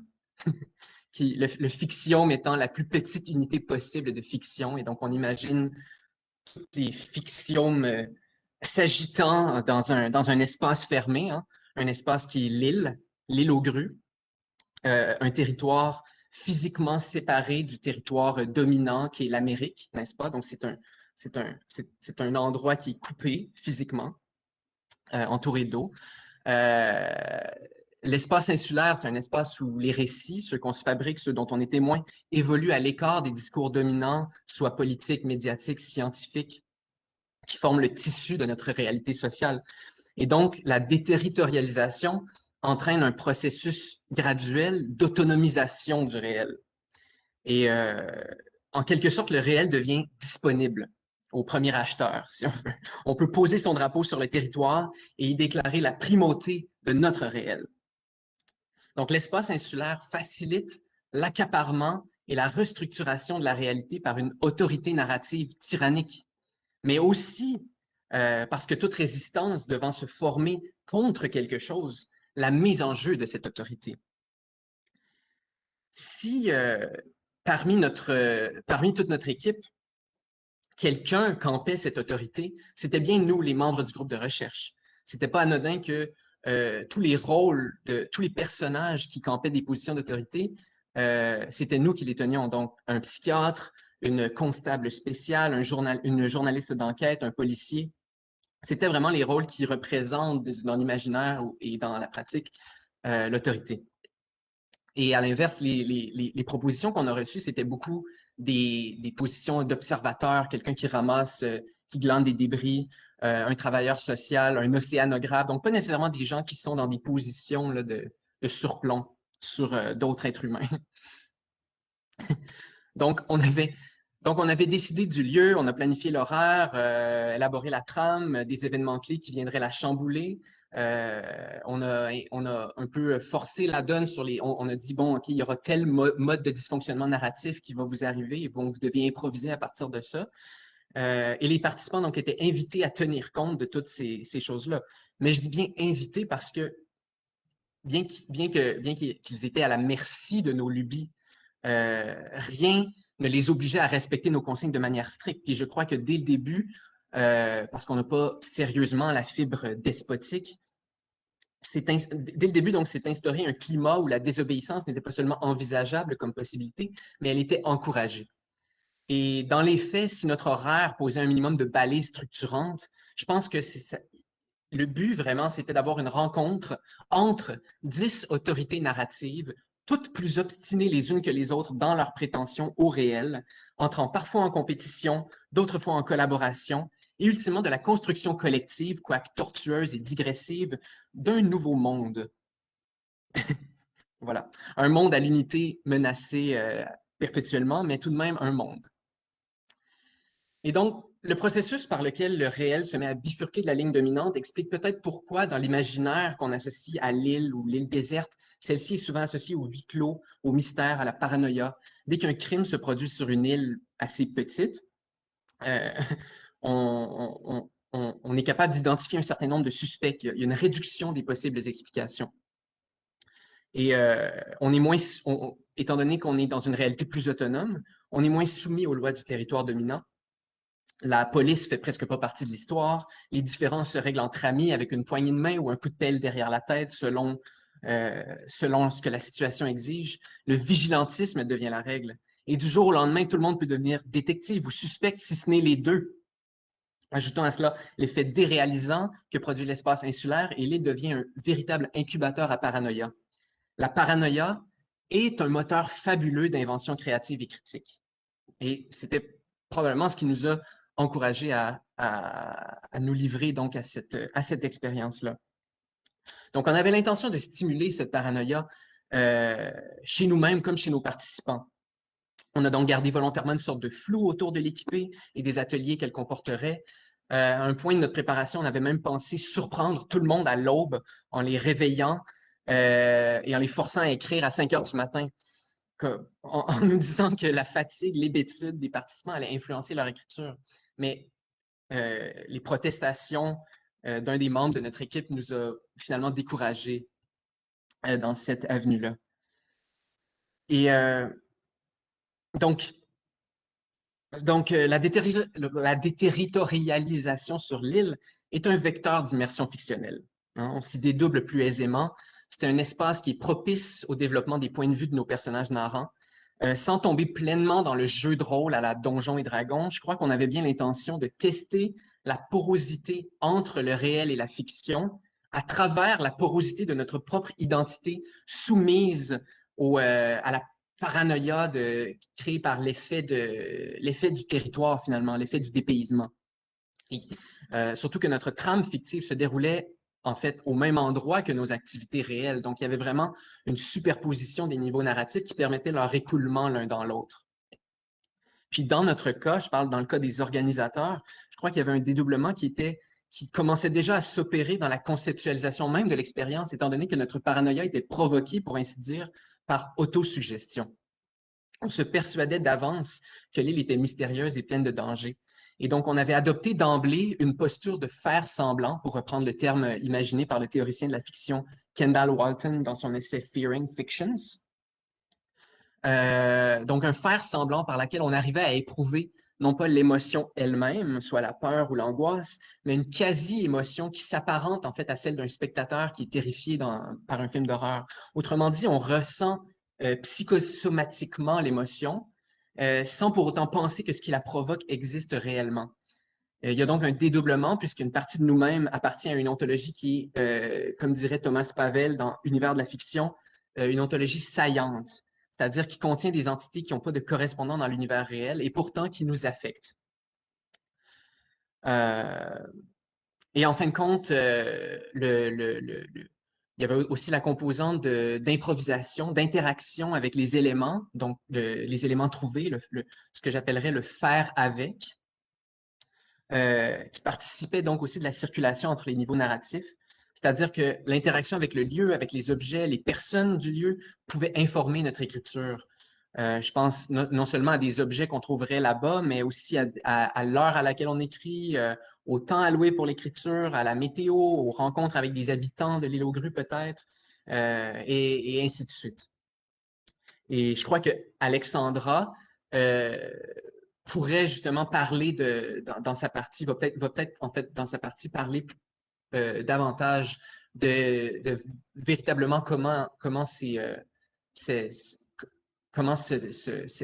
éléments-là ont été vécus finalement, comment l'interaction avec l'environnement a été vécue sur le terrain. Donc, on va voir en fait avec elle comment la conceptualisation que dont je viens de rendre compte s'est traduite dans l'expérience. Merci, Antoine. Donc oui, pour ma part, moi, je me suis joint au projet, donc plus tard que mes collègues, je ne faisais pas partie du groupe de recherche. Donc, comme Antoine l'a si bien dit, je vais vous parler un petit peu un peu rondement, en fait, du séjour à l'île aux grues, de l'expérience, puis de certaines observations que le groupe a fait durant et après le séjour.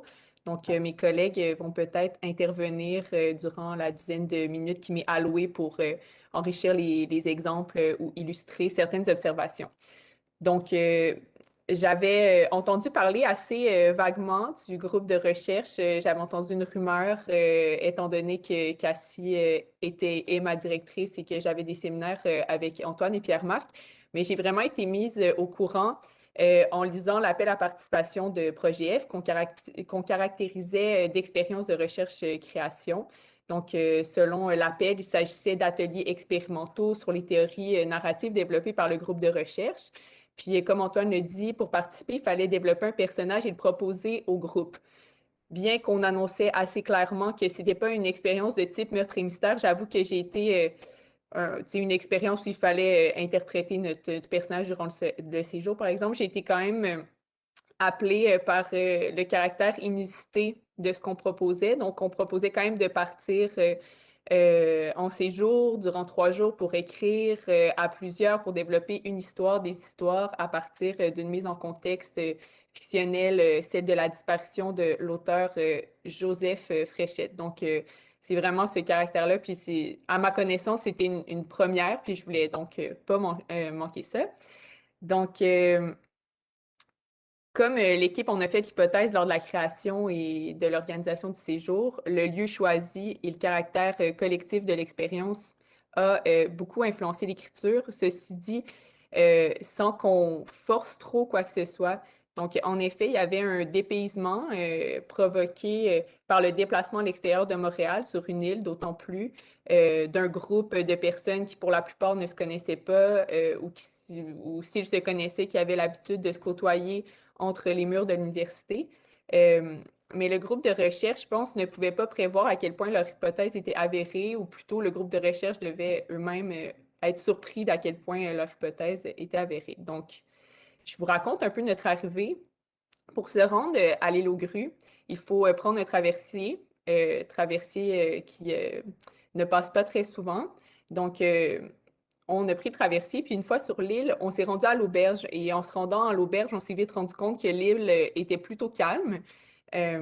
L'aubergiste, en fait, nous a dit à l'arrivée à notre hôtel que, en fait, c'était la saison morte. Donc, tout était fermé sur l'île, sauf le dépanneur qui n'ouvrait que dans une petite fenêtre de temps. Donc, étant donné qu'on n'avait pas, évidemment, apporté notre épicerie avec nous, ça installe déjà une ambiance durant le séjour.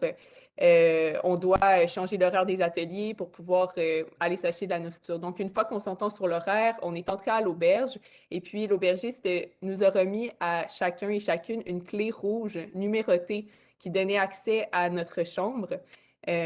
Juste pour que vous puissiez vous imaginer, l'auberge est en bois, c'est 2 bâtiments, un plus petit où il y a un espace pour manger, pour se rassembler, un vraiment de type motel, sinon plus en long, avec les chambres qui donnent sur la cour, avec une porte extérieure qui mène à chaque chambre. Puis en fait, la cour, c'est le bord du fleuve. Donc, dans la salle principale, puis un peu partout dans les chambres, il y avait des photographies, des cadres remplis de photos prises durant la mi-carême, qui est une fête où on se déguise, là, mais les déguisements sont assez particuliers. On ne doit pas reconnaître la personne qui est déguisée, en fait, les personnes qui sont déguisées. Donc, on ne va pas représenter une sorcière ou un personnage de film comme à l'Halloween, par exemple, mais on cherche vraiment à transformer l'apparence physique avec des perruques, des masques, des bourrures, des échasses, etc. Donc, après être allé porter nos sacs dans nos chambres, on s'est rejoint sur le bord du fleuve où on a constaté que l'auberge était à vendre. Donc, une affiche était piquée dans le sol, dans la cour, et puis sur la rive, donc dans la cour, il y avait échoué un grand bateau rouge en bois. Donc, je vous dis tout ça assez rondement, encore une fois, pour vous donner une idée de l'ambiance dans laquelle on arrive. Puis aussi parce que tous les éléments que j'ai nommés se retrouvent non seulement dans chacun des textes qui vont suivre, mais vont prendre de l'ampleur au fur et à mesure qu'on avance dans la trame narrative et ils viennent modeler l'histoire. Donc, cette porosité entre ce que les participants et participantes à l'expérience vivent et les personnages, et ce que les personnages, les participants et participantes vivent est représentatif vraiment de tout le séjour et de tous les textes qui en ont résulté. On pourrait dire qu'il y a des complicités au sens de connivence qui se créent par l'écriture entre les personnages, entre les participants, entre la trame narrative et le lieu, etc. Donc, comme je viens juste de vous le dire, l'île aux grues devient, au risque d'utiliser une expression galvaudée, là, un personnage, mais pas tout à fait un personnage, mais vraiment un participant, parce que rapidement aussi, entre les périodes d'écriture, on se promène sur l'île, donc on est soumis géographiquement aux frontières de l'île, au sens où on est isolé, mais aussi on est soumis à ce qui est présent, aux horaires, à la météo, etc. Donc aussi, on écrit pour la plupart du temps à l'extérieur ou dans nos chambres, donc dans un décor inconnu, on pourrait dire même inquiétant, et ça travaille notre écriture. Mais à mon avis, au-delà de la force qu'exerce l'île sur notre écriture, force qui était quand même recherchée et prédite initialement par l'équipe de recherche, ce qui a été, à mon avis, le plus intéressant de l'expérience, c'est comment l'accumulation des points de vue des participants et participantes ont travaillé la trame.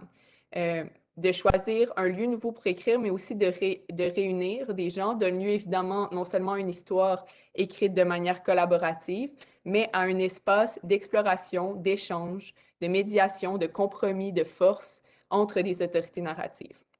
Donc, juste pour que ça soit clair pour vous, en 3 jours, on a eu 5 ateliers.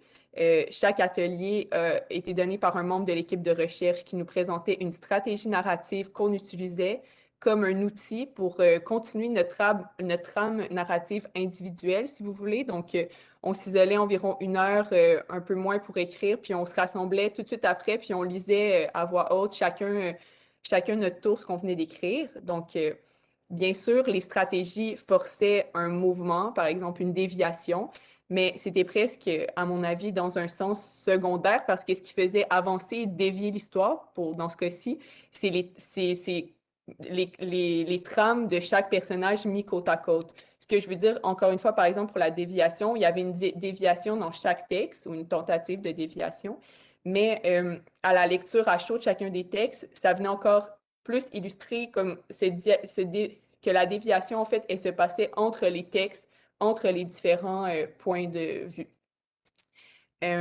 Chaque participant faisait en quelque sorte une proposition, tendait volontairement ou à son insu plusieurs fils, donc plusieurs chemins possibles pour qu'un autre s'en empare, pour qu'on y réponde, pour qu'un autre personnage s'en saisisse. C'était pas demandé dans l'atelier, mais ce mouvement est devenu comme rapidement le mouvement principal. On avait hâte de voir si les perches qu'on avait tendues allaient être récupérées ou on était surpris en fait de voir des trames qu'on développait qui étaient récupérées. C'était intéressant de voir quelle trame allait accrocher puis quelle trame allait pas intéresser personne. Donc, par exemple, il n'était pas rare de voir que plus de la moitié du groupe, par exemple, se saisir d'une proposition, puis de cette manière-là, la décupler. Un excès de fiction ici, par exemple, un personnage, à la base, était à la recherche obsessive du dernier manuscrit de Joseph Fréchette. C'était en fait la raison cachée pourquoi il était venu à la supposée recherche de l'auteur. Donc, il voulait publier le manuscrit sous son nom. Mais rapidement, plusieurs personnages qui n'avaient pas du tout ça à la base dans leur plan se sont saisis de cette quête-là du manuscrit perdu, puis l'ont intégré à leur trame narrative. Donc, un des résultats est parfois qu'à la lecture, deux personnages l'avaient trouvé à des endroits différents, un déclarait qu'il n'avait jamais existé. Donc, c'était intéressant de voir à l'atelier suivant quelle version allait l'emporter ou combien de temps et de quelle manière les versions divergentes allaient continuer à vivre côte à côte, ou bien encore comment une autre personne qui n'avait jamais encore parlé du manuscrit allait s'emparer des différentes versions et la résoudre, ou bien l'abandonner. Dans un texte, trois personnages pouvaient saisir de quelque chose, puis finalement, on se rendait compte que ça ne servait pas l'histoire, que ça épaississait pas le mystère de Joseph Fréchette, alors on n'en entendait plus jamais parler. Donc, certaines pistes, certains objets, autant on pouvait trouver des objets qui pouvaient nous inspirer, mais certains objets disparaissaient complètement sans crier gare. Donc, aussi, plus l'histoire avançait, plus le séjour avançait, les participants et participantes prenaient des libertés. Donc, au tout début, c'était un peu chacun pour soi. Surtout le premier texte, le premier atelier ou le deuxième atelier, on écrivait sur nos personnages, mais rapidement, on mettait en scène les personnages des autres, on les faisait agir, on les mettait dans des situations compromettantes. Il n'était pas rare vers la fin des ateliers de réaliser lors du partage des textes que son personnage avait été vu en train, par exemple, d'en espionner un autre, de voler quelque chose ou en train de tenter de s'enfuir. Ce qu'on pouvait remarquer aussi, c'était les liens qui se formaient entre les personnages. Donc, il y avait des nouvelles amitiés, des amours, des liens familiaux révélés au grand jour. Puis ça, c'était d'une part dû à ce qu'on vivait à l'extérieur des ateliers, donc la complicité entre les participants et les participantes. C'était pas rare de retrouver une phrase, une conversation, une blague qui avait été dite la veille ou même le matin même dans l'histoire où cette blague-là était utilisée comme prémisse, comme piste d'enquête, où un personnage pouvait soudainement avoir des suspicions sur un autre personnage basé sur une affirmation que la participante, par exemple, responsable du personnage avait dit la veille. Je ne sais pas si mes collègues ont des exemples à rajouter de ces porosités qui ont été nombreuses puis qui ont été... Je n'ai pas d'exemple, mais comme Alain est là, je pense qu'il ne nous reste pas beaucoup de temps. Fait que peut-être qu'on peut laisser Pierre-Marc y aller avec la suite des choses après l'atelier. Puis s'il y a des questions dans la séance de discussion, on en rajoutera d'autres exemples. Bon, eh bien, moi, je vais parler du site. Notre expérience de conception du site est un cas de figure intéressant, je trouve, pour réfléchir les conditions de conservation d'une activité qui s'est déroulée en présentiel. Rapidement, on a déterminé qu'un site web où chaque texte représenté par une page permettrait de répondre à plusieurs désirs. D'abord, la volonté de rassembler les textes et, secondairement, les médias divers produits dans le cadre de l'expérience et de les diffuser, et une volonté plus profonde, celle de conserver l'effervescence créatrice de l'atelier malgré sa traduction de forme active à forme figée. Ça se ferait en deux temps, ben, disons en deux spectres. Celui de conserver un rapport ludique à l'univers textuel et d'établir des stratégies non pas seulement pour archiver les textes, mais pour, comme j'ai dit, préserver l'énergie créative. Donc, l'intérêt de cette expérience-là, c'est de considérer comme la complicité comme des liens d'attention, une interconnexion entre différents morceaux et qui est représenté de façon assez évidente par les liens les hyperliens. Pardon. Donc, le défi, c'était, outre de courir après les textes des littéraires, c'était, disons que c'était la première expérience de création d'un site web pour Cassie et moi. Aussi, au niveau du questionnement, comment organiser un labyrinthe de textes discordants et impétueux, et d'être fidèle à la nature épisodique de l'expérience. Donc, une des premières tentatives la première tentative, c'était de classifier des textes selon des affinités narratives. Oh, ah oui, voilà, comme vous pouvez voir sur le partage d'écran, on a noté tous les textes en fonction de certains paramètres. Éventuellement, ça aurait permis d'organiser la navigation d'un texte à l'autre, peut-être de façon automatisée, pardon. Donc, c'est une expérience ludique. On n'avait aucune prétention d'objectivité, mais ça a permis de prendre connaissance de certaines qualités formelles des textes. Donc, les paramètres vont comme suit: confusion, loyauté à l'enquête, culpabilité, amitié, inquiétude et duplicité. Et ces paramètres-là seraient découverts à travers les marqueurs narratifs dans les textes. Donc, on a découvert des trucs intéressants. Je vous passe l'analyse complète, mais juste pour l'anecdote, le texte de l'orpailleur, par exemple, a 0 d'amitié, selon nos calculs. On observe un déclin constant de la loyauté à l'enquête de la part de Rina Vallée. Et une tendance générale des textes, il y a un gain de confusion dans chaque texte. Et c'est probablement parce qu'il y a aussi un gain de perches qui sont lancées, d'autres qui sont attrapées, et puis il y a un épaississement de l'univers textuel.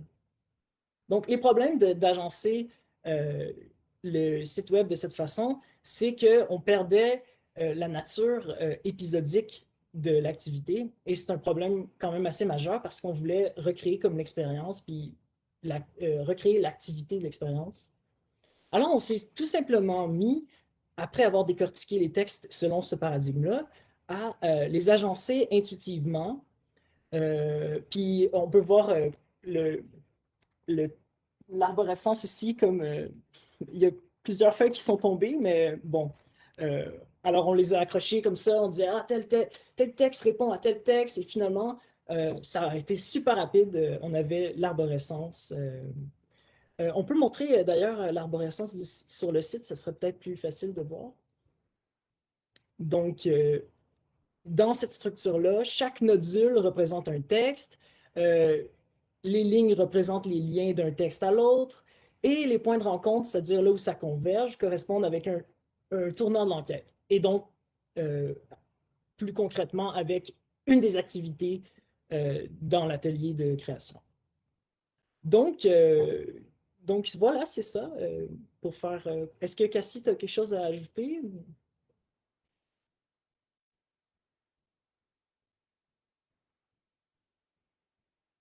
Allô?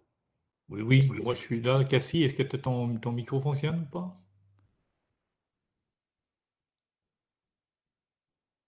Ah là, on a Ah perdu là là. Cassie.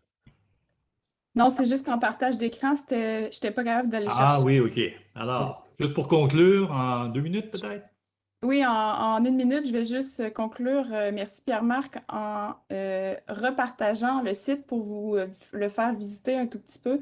Donc, c'est le site projetf.org si vous voulez aller participer à notre expérience de lecture. Parce qu'au final, ce que ça a donné, c'est une toute nouvelle expérience de lecture en prenant une nouvelle forme cette fois. Donc, où on a toutes sortes de pièces, de photos, de vidéos, de bandes sonores. On lance l'expérience et là, on a accès au premier texte de Rina Vallée, qui est la constable spéciale en charge de cette petite enquête parallèle et qui présente les faits. Ensuite, on peut choisir, est-ce qu'on suit Rina Vallée ou on rencontre tout à coup Joseph Frochette sans accent. Allons voir Joseph Frochette qui donc a participé au premier atelier en tant que voix narrative et auquel texte on a accès ici. On a parfois des hyperliens où on a des photos donc, qui font partie de l'expérience. Ensuite, on a toujours donc un choix à faire, ce qui fait que c'est pour ça qu'on montrait là, la structure. Un texte mène à 2 possibilités, un nouveau texte qu'on choisit mène à 2 possibilités, etc. Et on va donc avoir des pistes de lecture complètement différentes. Il y en a auxquelles on n'aura jamais accès, qui nous mènent malgré ça toutes à une même activité de disjonction qui nous relance ensuite où on a des nouveaux choix à faire. Et donc, c'est un peu un travail de lecture là, là où vous faites votre propre parcours et où vous avez chacun une expérience différente. Donc, avec une résolution finale là, qui vient clore tout ça. Voilà, merci à mes 3 complices. Je te laisse la parole. Oui, merci beaucoup. Merci, c'est très, très intéressant. Merci. Alors, Mathia, j'imagine que la présentation de Cassie et de ses collègues a suscité une remarque ou deux de ton côté?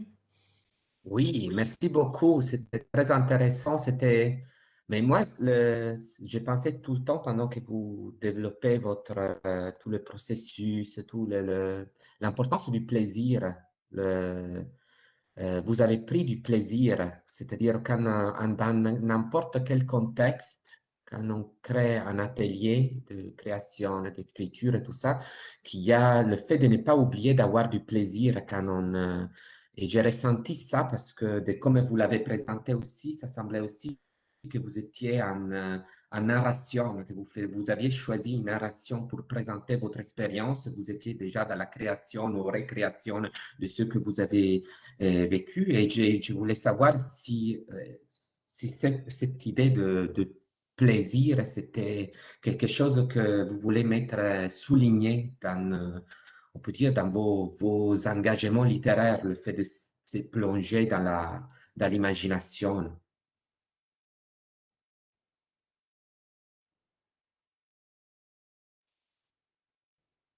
Là, c'est là où il n'y a plus personne qui embarque quand il faut choisir. Vas-y, Cassie, on Mais, t'écoute. mais c'est drôle, tu sais, Mathia, que tu relèves ça parce que la semaine dernière, on s'est rencontrés pour se préparer, puis on s'est demandé, mais pourquoi déjà on a fait tout ça? Puis Antoine disait, ben, à la base, c'était pour le plaisir. Ben oui. Mais quand c'est le temps d'en parler, on peut trouver toutes sortes d'autres raisons littéraires, savantes et qui viennent soutenir quand même cette démarche qui vise quand même à explorer puis à des constats philosophiques, des questions sur l'autorité euh, qui sont hyper pertinentes, mais malgré tout, tu sais, dès mon premier réflexe quand j'ai obtenu une subvention, c'était yeah, je vais me faire plaisir, je vais pouvoir travailler sur ce que j'ai envie avec des gens avec qui j'ai envie de travailler et je ne serai pas toute seule à plancher sur des questions qui pourraient aboutir à pas de résultat, mais on se sera fait plaisir pendant 2 ans. Donc, puis en tout cas, personnellement, je ne regrette pas toutes ces étapes parce qu'on voit comment la dernière année nous a empêchés d'avoir accès à ce type de plaisir et je ressens une grande forme de nostalgie pour ce genre d'expérimentation. Mais je vais laisser peut-être là, la parole à mes complices qui ont peut-être à ajouter sur la notion de plaisir ou sinon s'il y a d'autres questions. Ben, moi, je Est-ce voulais... que... Ah, Oui, oui, vas-y, je voulais juste Alexandra, vas-y. rajouter assez rapidement, en fait, que c'était intéressant. Oui, oui, le plaisir était quand même au centre de tout ça, mais ça avait vraiment un impact sur l'écriture, puis ça avait un impact sur l'engagement des participants, puis des participantes dans l'écriture du texte. Si on se relançait la balle, on s'amusait même dans l'écriture, dans cette construction de trame narrative-là. On s'amusait aussi à l'extérieur, mais c'est tout ça, en fait, le plaisir n'était pas divisé du résultat, parce qu'au-delà du fait qu'on s'est super bien entendu, puis évidemment, ça a créé des liens assez forts, ça l'a permis d'arriver à un résultat, je pense, aussi intéressant qu'on ait eu autant de plaisir. Fait que c'est juste ça que je voulais rajouter. Oui, c'est Merci, une bonne Jen. question, Mathias. C'est une bonne question parce que moi, je répète ça souvent à mes étudiants, là. C'est-à-dire que si vous ne prenez pas de plaisir à faire ce que vous faites, faites autre chose, hein, parce que c'est comme à la base là, du travail qu'on fait. Ça ne veut pas dire qu'on ne travaille pas fort puis qu'il n'y a pas des efforts à faire. Puis, tu sais, bon, vous savez, là, écrire, c'est pas toujours, on n'est pas toujours dans l'allégresse, là. Il y a un travail, un combat avec les mots, avec le langage, tout ça, bon. Mais en même temps, il faut y trouver notre plaisir. Mais je me suis demandé s'il y avait eu justement des retombées inattendues du projet, là, des choses que vous n'aviez pas vues, mais qui sont venues par la suite, là, des collaborations, par exemple, entre certains membres du groupe, et aussi de quelle manière le site survit. C'est-à-dire, est-ce qu'il y a une vie autonome du site aussi? Est-ce que vous avez est-ce qu'il y a plusieurs personnes qui visitent le site? Est-ce que vous en avez fait la promotion aussi? Est-ce que oui, voilà. Peut-être, je ne sais pas, peut-être Pierre-Marc là-dessus. Oui, oui, on en a fait la promotion. On a eu un lancement qui était numérique et le site, oui, est effectivement autonome. Mhm. Ouais. Et C'est sur les ça. collaborations, sur les retombées inattendues, il y en a eu ou pas? Ben, je pense par exemple je me souviens pas si c'était je pense que c'est arrivé après, mais il y a Alexandra qui nous avait qui nous avait lancé l'idée de faire une émission de radio où on ramènerait plusieurs mois plus tard cette expérience de l'Hello Group. Puis c'est une émission de radio où on voulait comme vraiment se présenter dans un phénomène comme fictionnel où on incarnait un peu une forme de fiction à la radio dans le cadre d'un festival que Alexandra co-organisait par ailleurs chez Magnéto. Et puis, on a décidé de reprendre cette expérience-là puis de la prolonger en annonçant la publication de l'œuvre, du manuscrit qui avait été trouvé à l'Hello Gru de Joseph Fréchette, le fameux manuscrit que tout le monde voulait retrouver, qui a été finalement publié dans l'été. Et là, à l'automne suivant, dans l'émission de radio, on parlait de ce manuscrit qui s'appelle Examen de méfiance. Qui a été publié par le fameux éditeur qui est le narrateur, le Frédéric Bernard, qui est un éditeur montréalais qui voulait mettre la main sur le manuscrit. Donc, on a comme étiré ça, puis ça, c'était pas nécessairement prévu. Puis c'est sûr qu'on aurait eu envie de l'étirer davantage, mais je pense que ensuite, bon, avec la pandémie puis tout ça, tu sais, même le site web, ça a été difficile parce que on aurait voulu faire un méga lancement pour ce site web-là, mais on a terminé de préparer le site web au moment où la pandémie commençait. Puis là, on a fait un lancement sur Internet, ce qui est quand même pas mal parce que c'est un site web, heureusement. Mais en même temps, c'est sûr que ça n'a pas eu la portée qu'on aurait voulu lui donner en le faisant à Montréal, en invitant toutes sortes d'étudiants à venir. Mais je dirais que pour ma part, c'est ce que je note. Et sur le plan de la recherche, est-ce que ça a suscité des nouvelles questions, des nouvelles interrogations, un engouement pour un sujet particulier là, qui aurait été abordé pendant l'atelier puis que vous êtes tenté de fouiller un petit peu plus? Ben, je sais pas si. euh, Ben, la façon de noter des textes selon des marqueurs narratifs, ça, c'est sûr que je vais.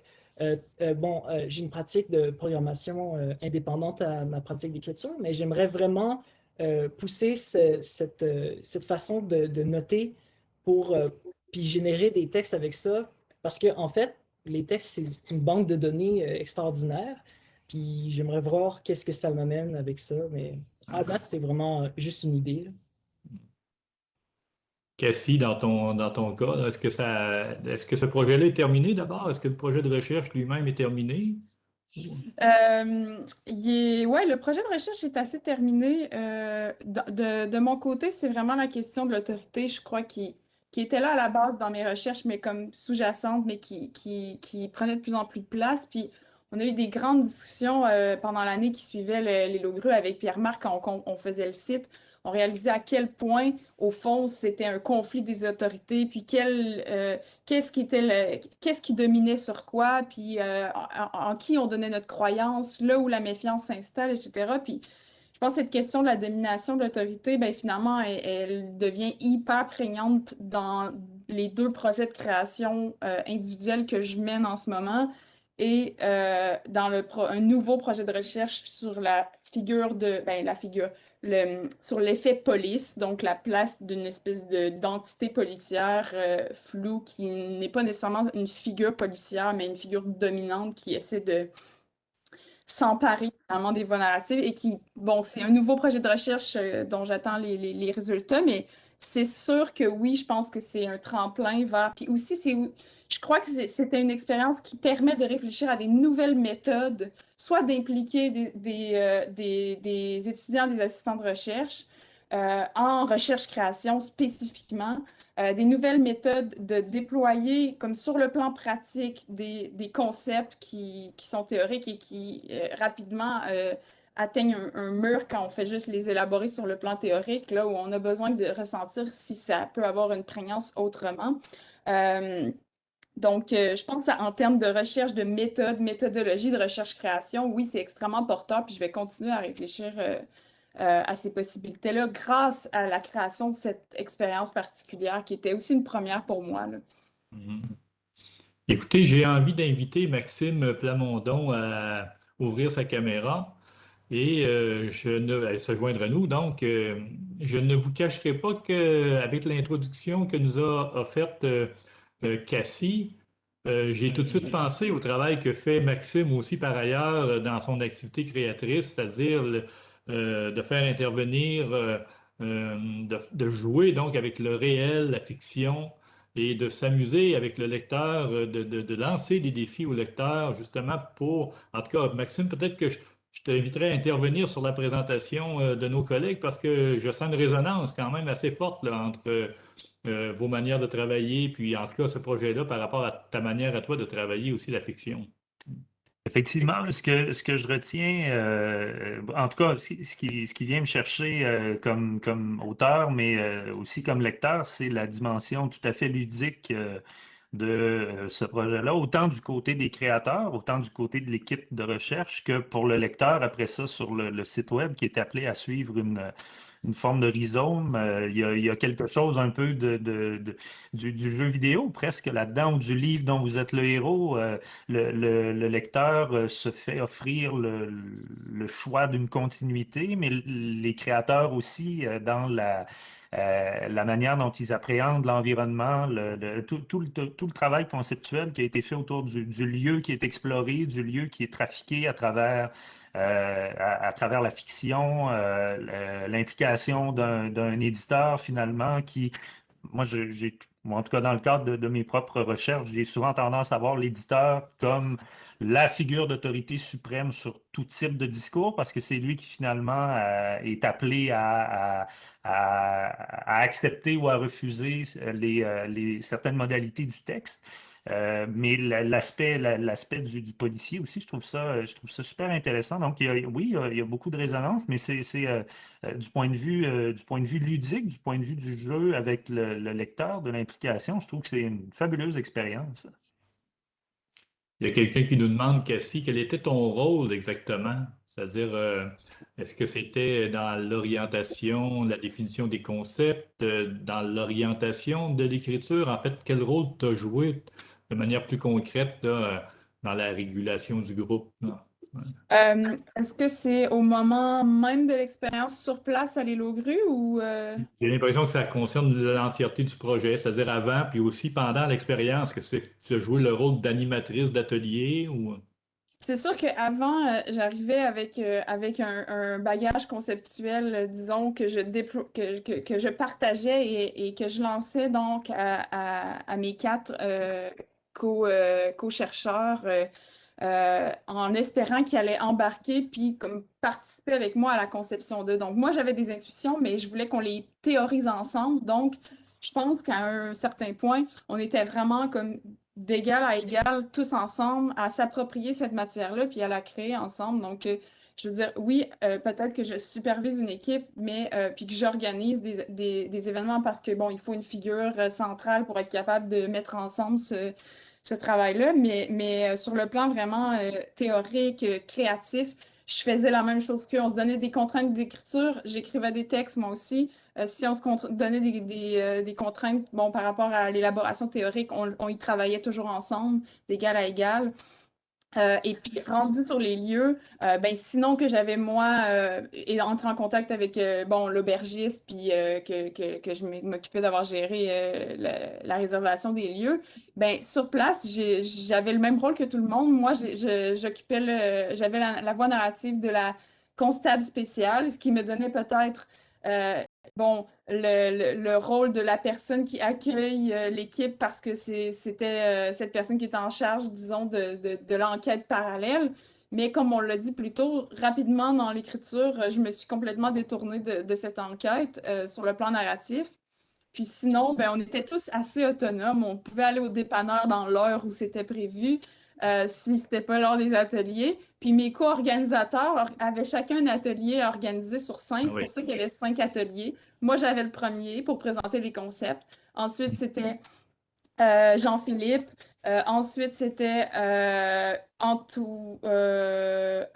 Pierre-Marc. Ensuite, c'était Antoine et Marie-Pierre qui avaient la résolution de l'enquête. Alors, on avait vraiment des rôles très équitables. Puis, bon, après, ben, comme on l'a expliqué, je me suis occupée du site avec Pierre-Marc. Mais tu sais, si j'ai demandé à Pierre-Marc de faire ça, c'est que c'est lui le programmeur et qui s'intéresse à l'intelligence artificielle. C'est pas moi qui ai ces attitudes-là. Même si on a conçu le site ensemble, il me fallait quelqu'un quand même pour m'aider. Donc, je pense que c'est vraiment de la collégialité, collaboration équitable.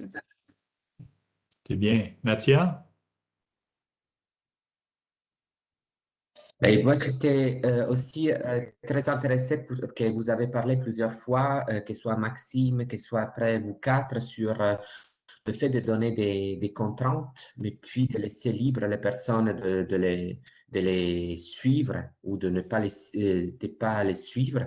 Est-ce que ça apportait aussi que dans votre organisation vos ateliers, avec en relation avec les autres, vous avez, à la dernière minute, vous avez porté des petits changements? Est-ce que vous étiez dans votre organisation lié au fait d'être en dialogue avec les autres? Est-ce qu'il y avait un changement, une modification dans dans le processus aussi, dans la manière de ce que vous donniez aux autres? Qui veut répondre?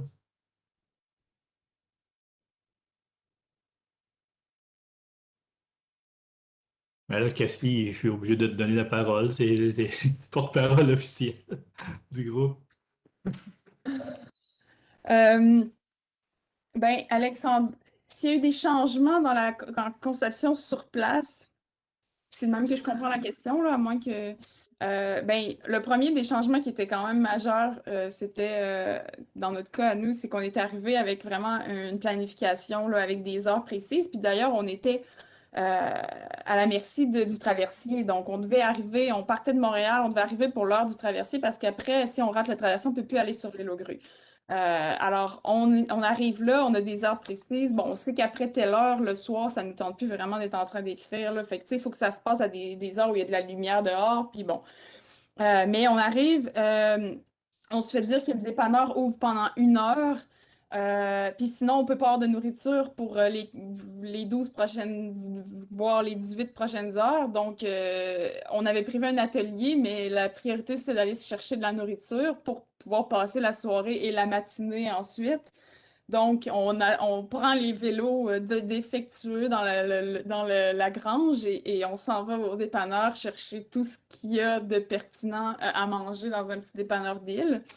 Alors, on a replacé l'atelier à plus tard. Tu sais, il y a des choses comme ça qui ont fait bouger les ateliers, mais somme toute, on a quand même bien tenu les rênes de notre planification. Parce qu'on n'avait pas le choix. Après ces 3 jours-là, tu sais, le matin où l'heure du traversier est prévue pour qu'on reparte, il faut qu'on ait réglé tous nos ateliers, on n'a pas le choix. Je pense qu'il y a eu le dernier matin, bon, le fait de s'emballer à préparer nos valises, on n'a pas eu le temps de... On a tenu l'atelier le dernier matin, mais on n'a pas eu le temps de s'échanger les textes. On a décidé d'aller prendre le traversier. On s'est donné rendez-vous au Normandin à Montmagny et on a déjeuné au Normandin, puis ensuite on s'est assis dehors sur un gazon de Montmagny, puis on a partagé nos textes. Donc là, ça faisait partie aussi du plaisir de se dire, ben tu sais, on est sorti de l'île, mais l'activité continue encore. Puis après, on était là en 2 voitures, on devait remonter à Montréal, on sépare le groupe en 2. Il y avait comme, ça se dissolvait comme plus le temps avançait, puis c'est ça. On avait comme plus le goût de se quitter. On se disait qu'on aurait dû faire un séjour de 4-5 jours, puis plus d'ateliers.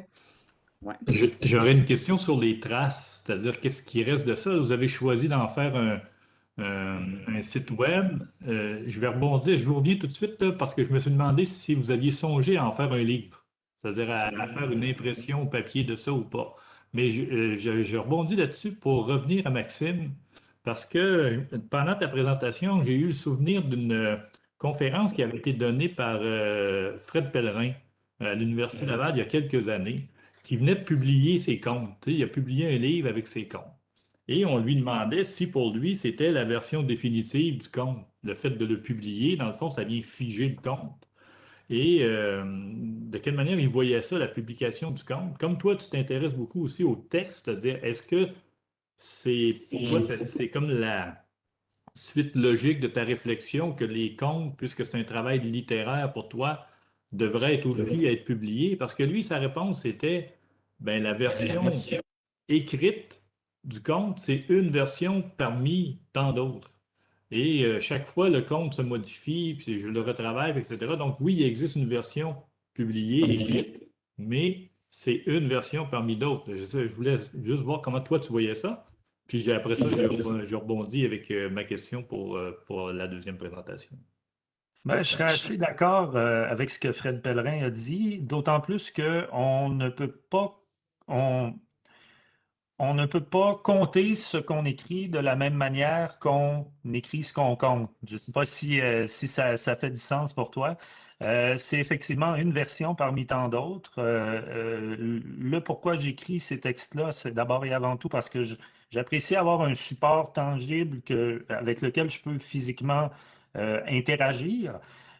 Forcément, le fait de s'asseoir avec une feuille, de prendre un crayon, d'écrire l'histoire, de faire dérouler les idées, il y a toute une dimension de réflexion, une dimension de prise de temps que suppose l'écriture et qui n'est pas là dans le fait de OK, je monte sur scène puis j'invente une histoire au fur et à mesure comme ça. Je pense que en fait, je pense que même quand on écrit un texte littéraire et qu'on souhaite en faire une lecture par la suite dans le cadre d'un événement et tout ça, il y a quand même une certaine différence entre la réalité physique du texte puis la réalité immatérielle de la voix. Ce qui fait qu'un projet comme celui proposé par Cassier et son équipe m'intéresse beaucoup parce que je suis persuadé que si ça donnait un livre au final, on serait loin de la réalité actuelle sous forme de rhizome sur un site Internet. On ne pourrait pas lire ce projet-là de la même manière. Donc, qu'il s'agisse de la version écrite d'un conte ou de la version papier d'un projet numérique, je pense que ce serait des versions parmi tant d'autres, mais qu'il n'y en a pas une qui est meilleure que l'autre, puis qu'il il faut pas chercher à glorifier ou au contraire à démoniser une version par rapport à une autre. Il y a des conteurs pour qui écrire un conte ou publier un livre de contes, c'est un sacrilège, puis ça fait de Fred Pellerin un humoriste et non pas un conteur ou un comédien, par exemple. Tu parlais de rhizome. Antoine parlait de fiction. J'ai bien aimé ça, les fictions. C'est promené comme ça, l'image était belle. Donc, oui, vous n'avez jamais envisagé, dans le fond, d'en faire un livre, d'en faire une publication au papier? On n'a pas envisagé en fin de publication papier parce qu'on s'est dit, avec ces textes-là, on a eu la réflexion avec Pierre-Marc, quelle serait la forme idéale pour pouvoir donner une impression semblable à ce qu'on a vécu comme des superpositions, des empilements, des foisonnements, puis comme il nous semblait que le caractère comme hyper textuel et pour lequel on pouvait joindre plein de pièces jointes secrètes avec des vidéos secrètes à l'intérieur d'autres pièces jointes. Il y a presque comme que le net qui permet de peut-être recréer un peu l'expérience. Ceci dit, moi, j'avais eu l'idée de faire sortir un ouvrage inédit avec les livres, les textes de Joseph Fréchette auxquels on n'a jamais pu avoir accès parce qu'il les a brûlés. Donc, comme de faire sortir cet inédit-là, ben, peut-être qu'un jour ça se fera. Mais l'idée de la trace, ce que je trouve intéressant dans le milieu universitaire, notamment dans les ouvrages savants, dans les articles, dans les cours qu'on donne, on est souvent en train de produire du texte, de transmettre. Puis il m'arrive régulièrement de plugger des citations de Joseph Fréchette dans mes cours. Puis je pense que ça, c'est une trace qui va perdurer. Aujourd'hui, on est en train de laisser une trace Bien sûr, en bien sûr. partant. Et c'est ça qui est fascinant, c'est que justement, ça va continuer de perdurer par petites fictions intentées dans diverses occasions académiques où on continue de s'amuser à travers tout ce sérieux. Fiction, C'est bien. fiction qui est un terme que Antoine a fait émerger dans le cadre d'une de nos rencontres à première année où on élaborait toutes sortes de théories. C'est là que c'est né et on a bien rigolé, puis on a bien aimé ce terme qu'on lui attribue. Ouais. On Voilà. rigole, mais il y aurait aussi l'occasion là peut-être de développer davantage l'image. Ouais. Ouais. Fait. Je ne sais pas, Mathias, s'il y avait d'autres questions du côté de la page Facebook. Sinon, je vous remercie tous et toutes de votre participation à ce deuxième webinaire du colloque Création et complicité. Nous avons passé un très bon moment en votre compagnie, oui. Donc, merci beaucoup. Merci beaucoup d'avoir été là. Je rappelle donc que ce colloque est organisé par Mathias Carpula. Je remercie Mathias qui est là aujourd'hui aussi, qui a fait en sorte que ce colloque qui devait se tenir, donc, comme on l'a dit en ouverture à l'Université Laval en mai 2020, existe sous sa forme actuelle de webinaire. Je remercie aussi Isabelle Vézina de la Faculté des Lettres et des Sciences humaines de l'Université Laval, ainsi que Mélanie Boutin, qui sont là en appui pour nous. Évidemment, la Faculté des Lettres et des Sciences humaines et le département de littérature, théâtre et cinéma. Alors, nous vous donnons rendez-vous vendredi prochain pour le troisième webinaire qui porte le titre des dispositifs corporels dans les ateliers. Voilà, je vous rappelle que tout cela est en rediffusion sur les différentes pages Facebook énumérées en ouverture du webinaire. Merci beaucoup tout le monde. Bonne journée. Merci Alain, merci Mathias. Merci beaucoup. Merci beaucoup. Merci beaucoup. Merci.